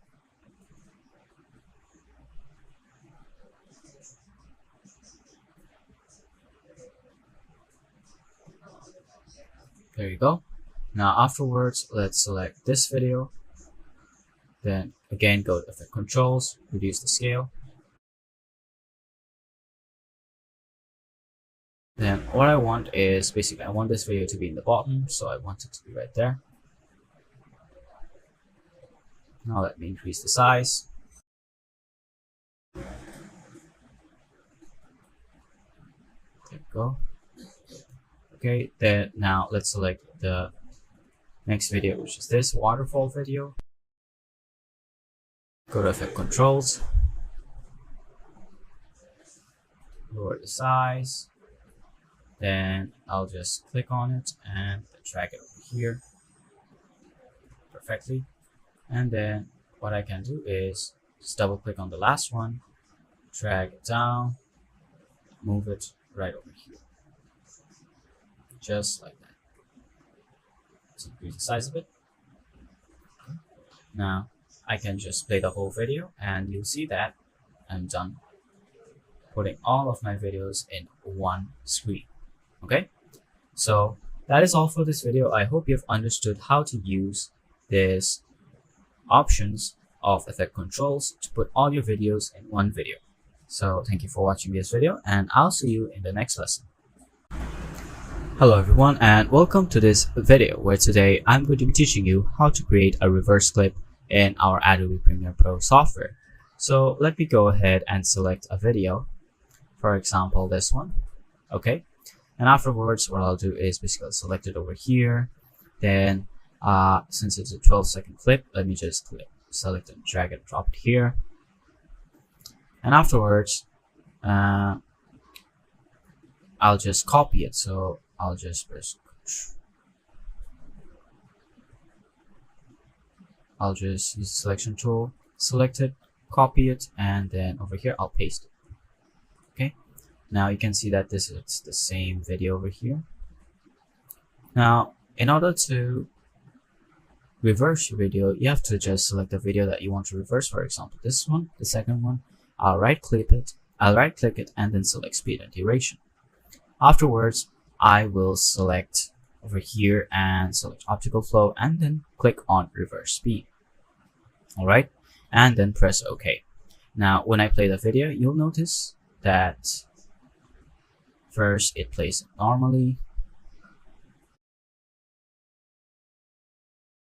and then afterwards the video will reverse itself and you can see everything is going backwards. Okay, I'll take another video so that it's easier to understand. For example, this time let me take a horse. Okay, the horse here, let's select it. Then since it's a 1-minute video, I'll select only say 15 seconds. Take it over here. Okay, let's select another video. Select cat this time.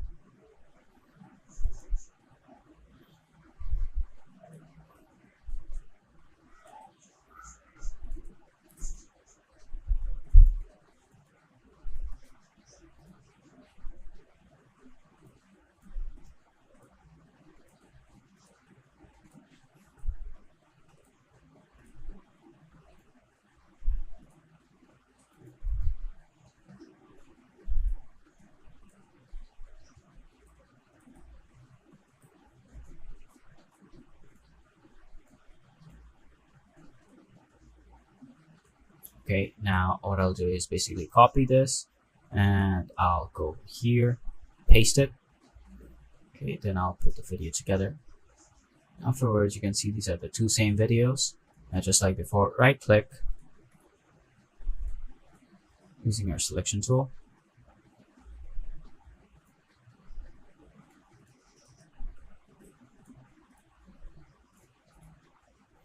And then we will select speed and duration, reverse speed, optical flow, press OK. And now if I play the video,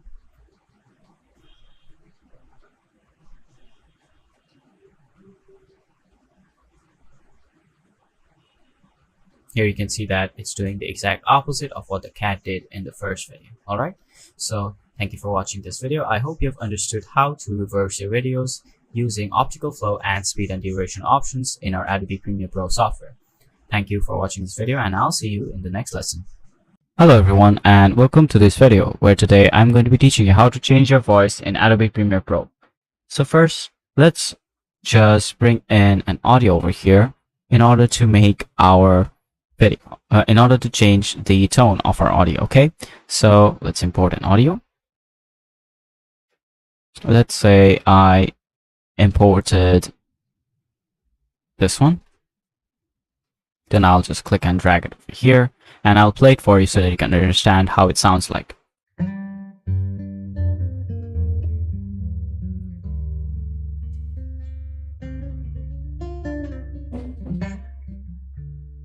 Okay, since this is just instrumental, I'll record my voice right now so that you can understand what it would sound like. So this is my audio right now. I'm pretty sure you can hear me properly. Mic test. 1, 2, 3. Okay?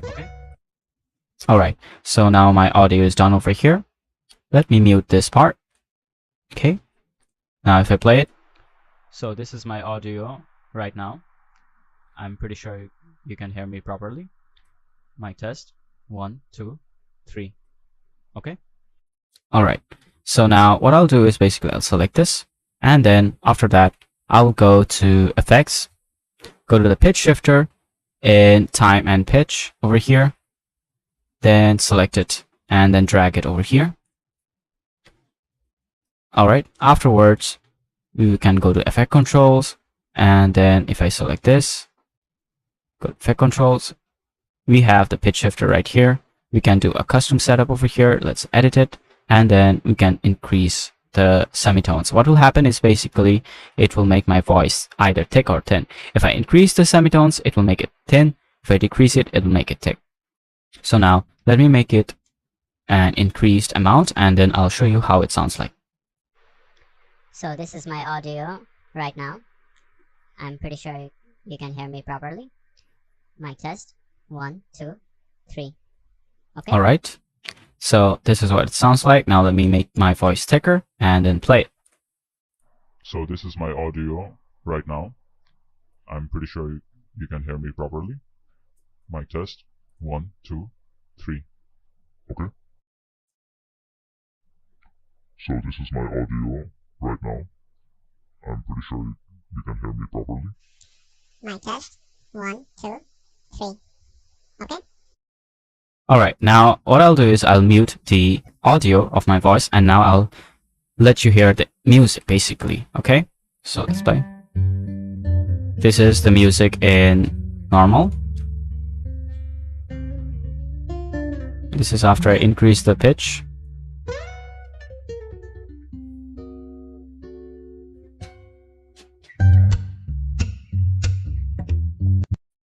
Let's hear it again. You know why this is not working right now? This is basically I did not add the effect to the instrumental over here. Okay, now let's go back over here. Let's select this, go to effects control, and then put the pitch shifter to this. Now I can edit it, and here, now if I play the music, you'll learn that I can shift my pitch also.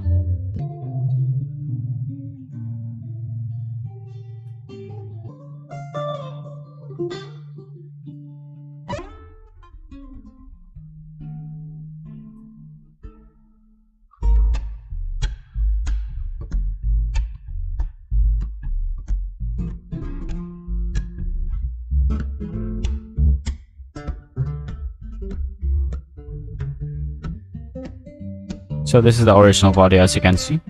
So now I hope you have understood how to change your audio, voice, and also the instrumental music. So thank you for watching this video, and I'll see you in the next lesson.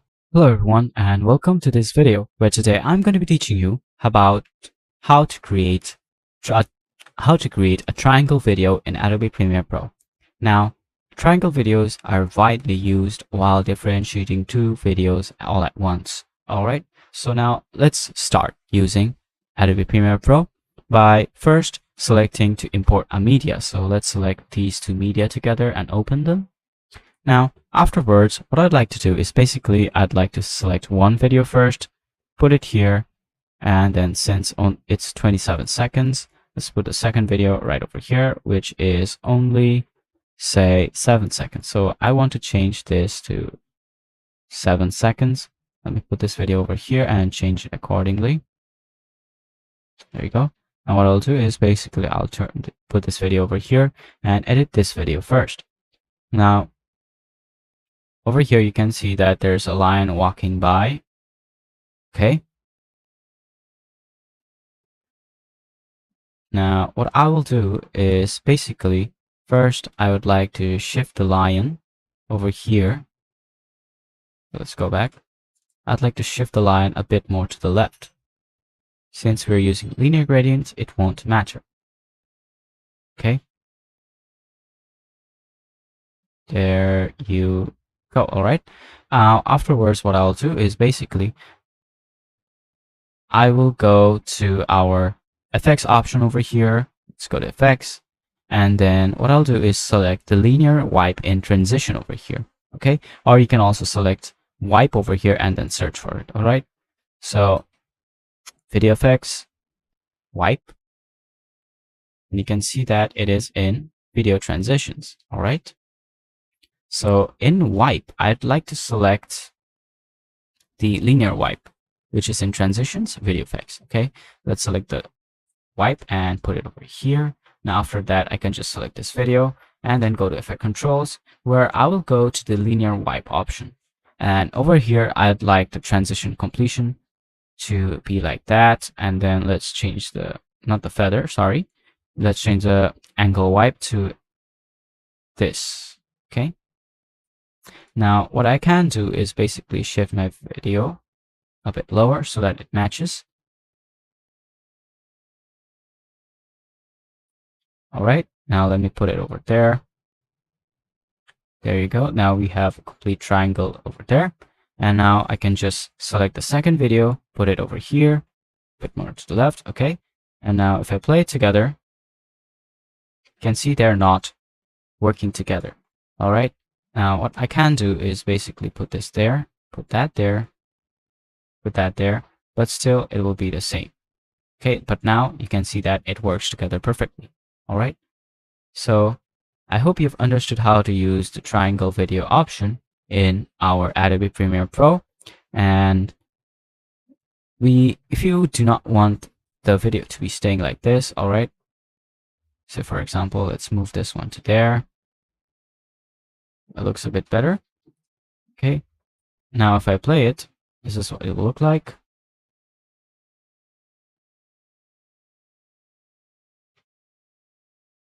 It looks pretty fine. Okay, so that is all for this video. I hope you've understood how to use the linear wipe to create triangle videos in our Adobe Premiere Pro software. So thank you for watching this video, and I'll see you in the next lesson. Hello everyone, and welcome to this video, where today I'll be teaching you how to use the denoise application or preset or effects on your Adobe Premiere Pro software. So in order to use denoise, first we need to have an audio which has a lot of noise in the background environment. So now I have created an audio for you already, and let's hear what it says. Hello everyone, and as you can hear, there's a fan going on in the background which is creating a lot of noise in my recording. Now what I'll do is basically teach you how to remove the fan noise by using the denoise preset in our Adobe Premiere Pro software. Okay, now let's begin. All right, so as you can see, there's a lot of background noise on my audio over here. So in order to do this, first we need to select the audio over here, then go to the project panel where we will select effects. And from there, what we'll do is basically type down denoise. Okay, after you have done that, you'll see that the denoise option has been popped up over here. The denoise option has popped up over here, and we can just select it, drag it, and put it on our audio file. Okay, after that, you'll see that in effect controls. And if you don't have effect controls, you can go to the window option over here, then select effect controls.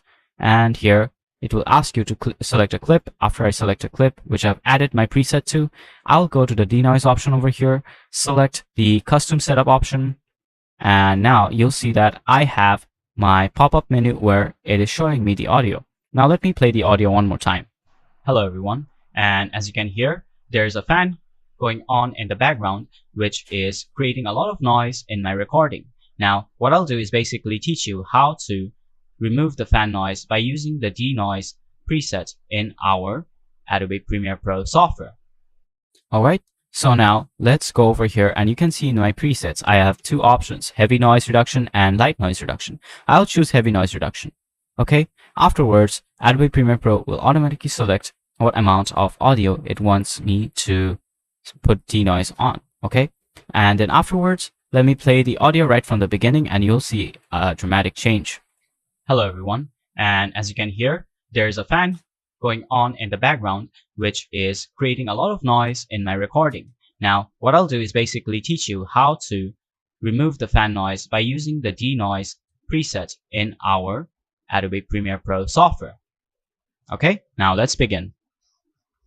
Alright, over here you can see that this is what it sounds like. Now I can also select these options which tells me to focus on lower and higher, and I'll just select this. And now if I play the audio, you will see that. Hello everyone, and as you can hear, there's a fan going on in the background which is creating a lot of noise in my recording. Now what I'll do is basically teach you how to remove the fan noise by using the denoise preset in our Adobe Premiere Pro software. Okay, now let's begin. Now here you can see that after I added 100%, the clicking noise in the background is finally gone. Everyone. And as you can hear, but not all of them are gone. So basically you have to remember, whenever you're recording your audio, try your best to actually reduce all the significant amount of environmental noises in order to get the best results from denoise. Because in the end, if your video is very bad, if your audio is very bad, it wouldn't matter how much amount you put here on denoise, it will still give you the same clicking noise as you have heard over here. Okay, so thank you for watching this video. I hope you've understood how to use the denoise option in our Adobe Premiere Pro software. That is all for this video, and I'll see you in the next lesson. Hello everyone, and welcome to this Adobe Premiere Pro tutorial, where today I'm going to be teaching you how to create a cinematic view in our Adobe Premiere Pro program. Now, in order to start, I want to import some media first. So let me go ahead and import some media.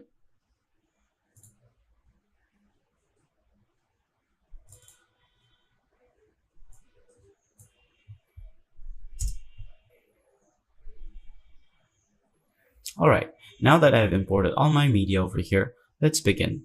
By first, let's select this file, and here you can see it's a 7-second file. This one's a 13-second. This one's a 54-second, 41, 24, 53, 20-second, and this is the last one. Okay, so now I'll show you how to create a cinematic view with all of these files. Okay, so first I'll take the 7 and 13 seconds file over here and drop it in my timeline.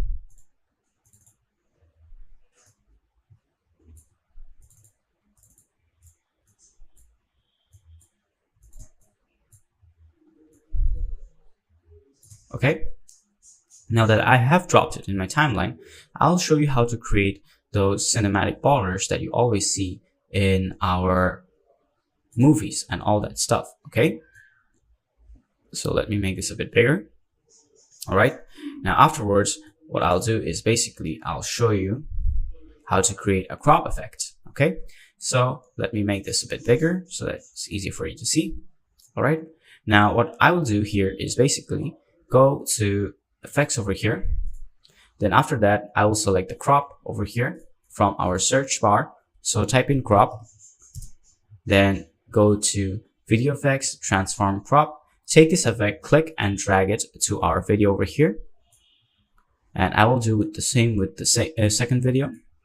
All right, after I'm done, now what I'll do is basically select the first video over here.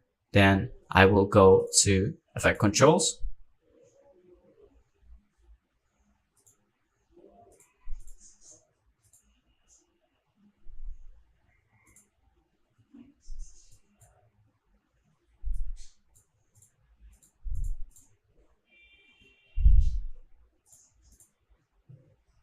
Select this video first. Okay. And then over here from the top, I want to take off 10% or even 12% or 13% would work. Okay. And from the bottom, I also want to take off 13%. Now you can see that we have a very good cinematic view over here. All right. Now let's do that for the second video as well over here. Let's select it. Then from the top, let's take off 13%. And from the bottom, let's take off 13%. Okay. Now it's not showing me anything here, but when I move this timeline cursor over there, you can see that this is how it looks like. Let's go ahead and use the pen tool now to add a faded view over here. Okay.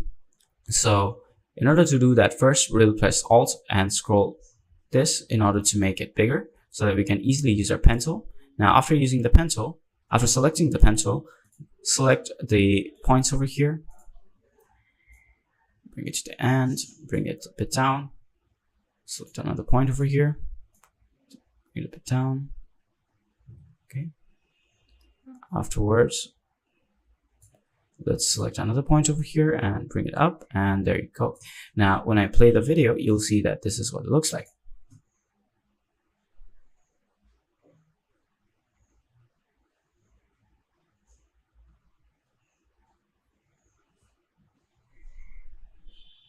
As you can see, the video is pretty nice and it is perfect with the cinematic view itself. Okay.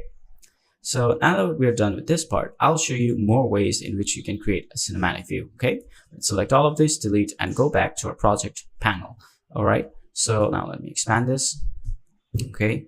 Since we already used 2 of our videos over here, first and second one, let's use the third one over here. Okay, here we have someone walking on the beach, and here we have this beautiful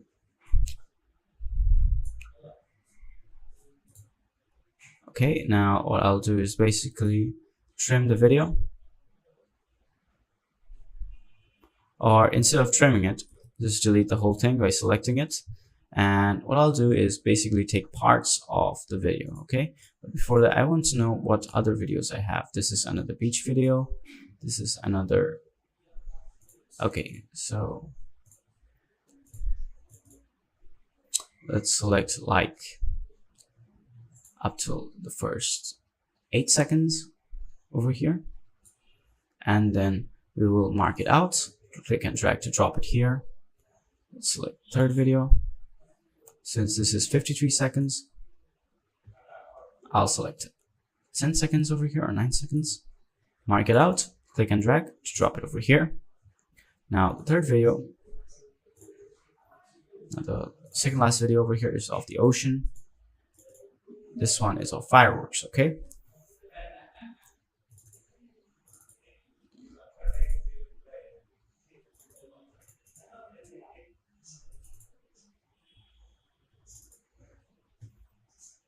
Let's just use this video over here. And since it's 54 seconds, let's take at least 9 seconds from here. Mark it out, click and drag and drop. All right. And now over here in the beach video, what I would like to do is basically take a picture of someone walking over here, or a photo right before it ends. Okay. So let's take at least 7 seconds or 6 seconds worth of clip and add it on top of this. Right. Now, what I'd like to do is basically make it a bit shorter, trim it down. Okay, get a bit bigger over that side. There you go. And now, what I'll do is again go to the effects option, use crop on all of these files over here. Select all of them and drag them to the left.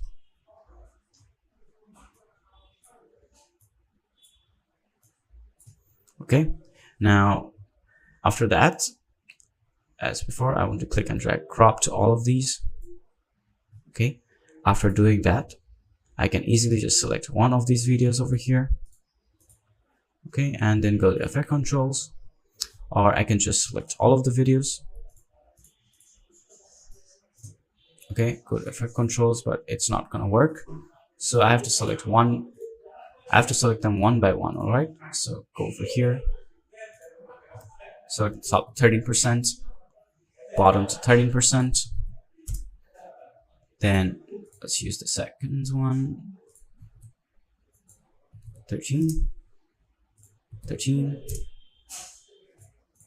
This guy, I also want it to be 13. And bottom to be also 13. And over here,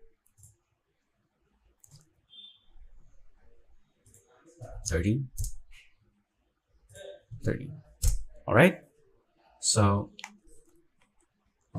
afterwards, as you can see over here, since we have this video on top, I want to create an overlay.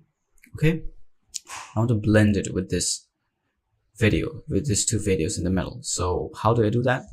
First, I have to select this video, and then I will go to the opacity over here, select the blend modes to be overlay.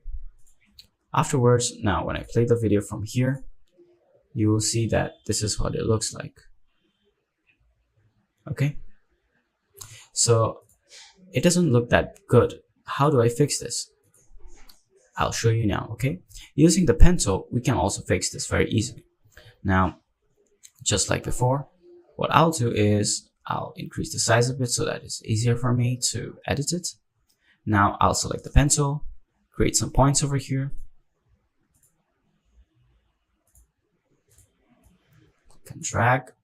Click and drag down.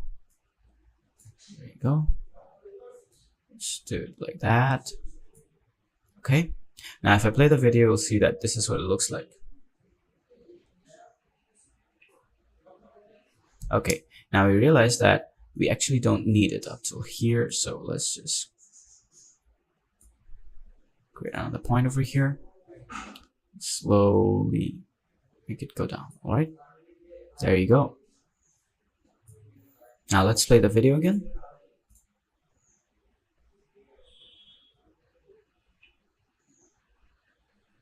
Okay, this looks good enough. I think I'll just select this part over here, and let's use the selective tool.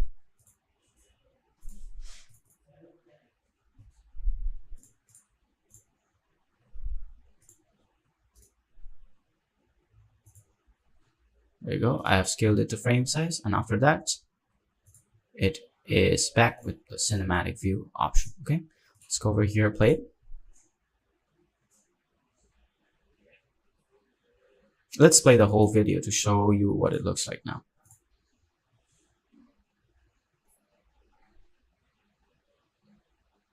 You know, I can actually add another video over here, so I'll do that right now.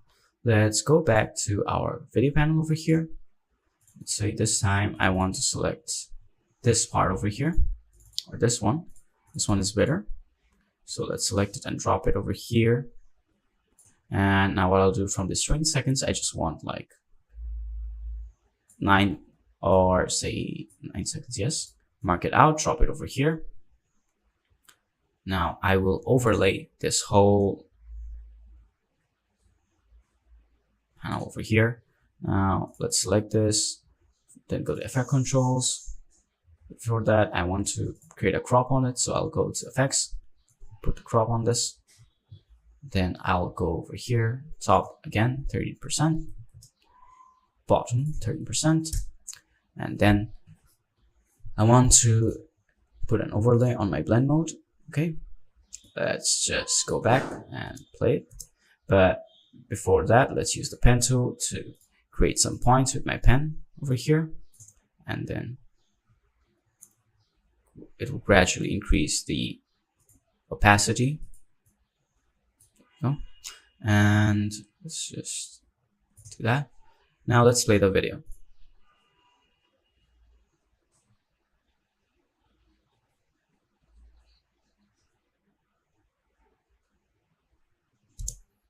Okay, and another thing we can also do over here is basically trim this video over here up to this part.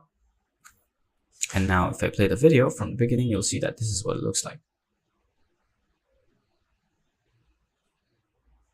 Okay, so then since there's a sudden jump over here, I want to also create a point over here so that I can easily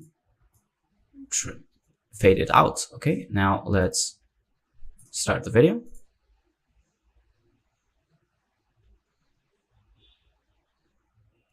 Let's create another point over here.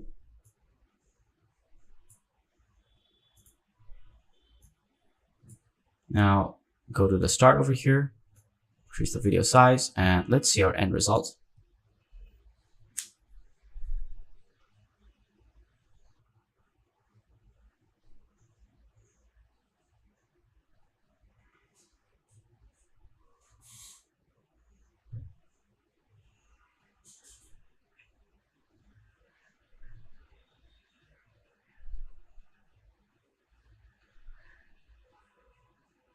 As you can see, the video looks very good. Alright, so that is all for this video. I hope you've understood how to make a cinematic view in Adobe Premiere Pro. So thank you for watching this video, and I'll see you in the next lesson.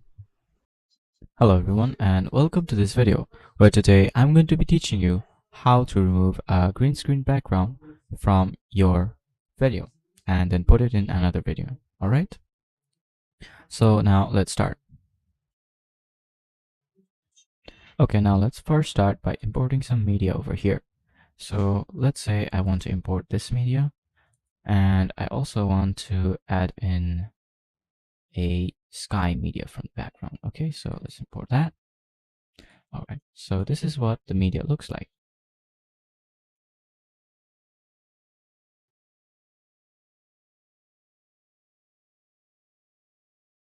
Okay, so here you can see clearly that there's a green screen, and this one where we can see the sky. So I would basically want to add this sky to this green screen over here. So now let's add this video right over there. Let's move this one up. Let's move this here. Okay, now let's toggle this video off for now, and let's start editing this video. Now this is clearly very easy. First, I have to select the timeline panel over here and then select the video that has the green screen. Afterwards, I'll go to FX over here, Ultra key, and then I'll take the Ultra key option, put it in this panel where my green screen is. Now you can see that the FX option has been highlighted. Then I'll go to Effect Controls. After that, I will go to Ultra key where I will select the green color from here. Okay. After selecting the green color, I will put my output from composite to alpha channel. And here you can see that the whole background over here is black and the background that I want is white, which means I am ready to use this.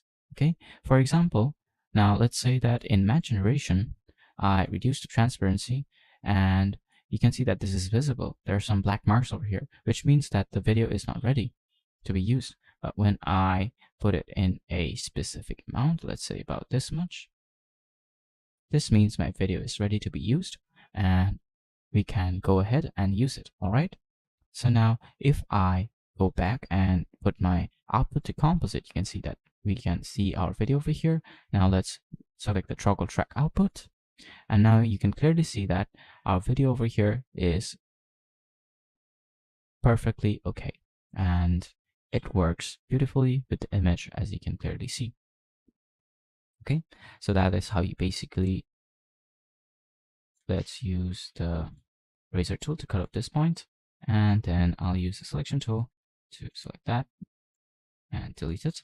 Now if I play the whole clip again, you can see that this is how it works. Okay, now another thing you might want to do while you're using the object from your green screen is basically move the motion of your object. So say that I want to move the position of my green screen object. I can do that as well from this over here. I can also reduce the height of the object, as you can clearly see. Okay, I can go a bit lower, and then if I play it, you'll see that this is what it looks like. Okay, Let's move it a bit up. It doesn't look good when it's down. That much is better. Okay. So this is what it looks like.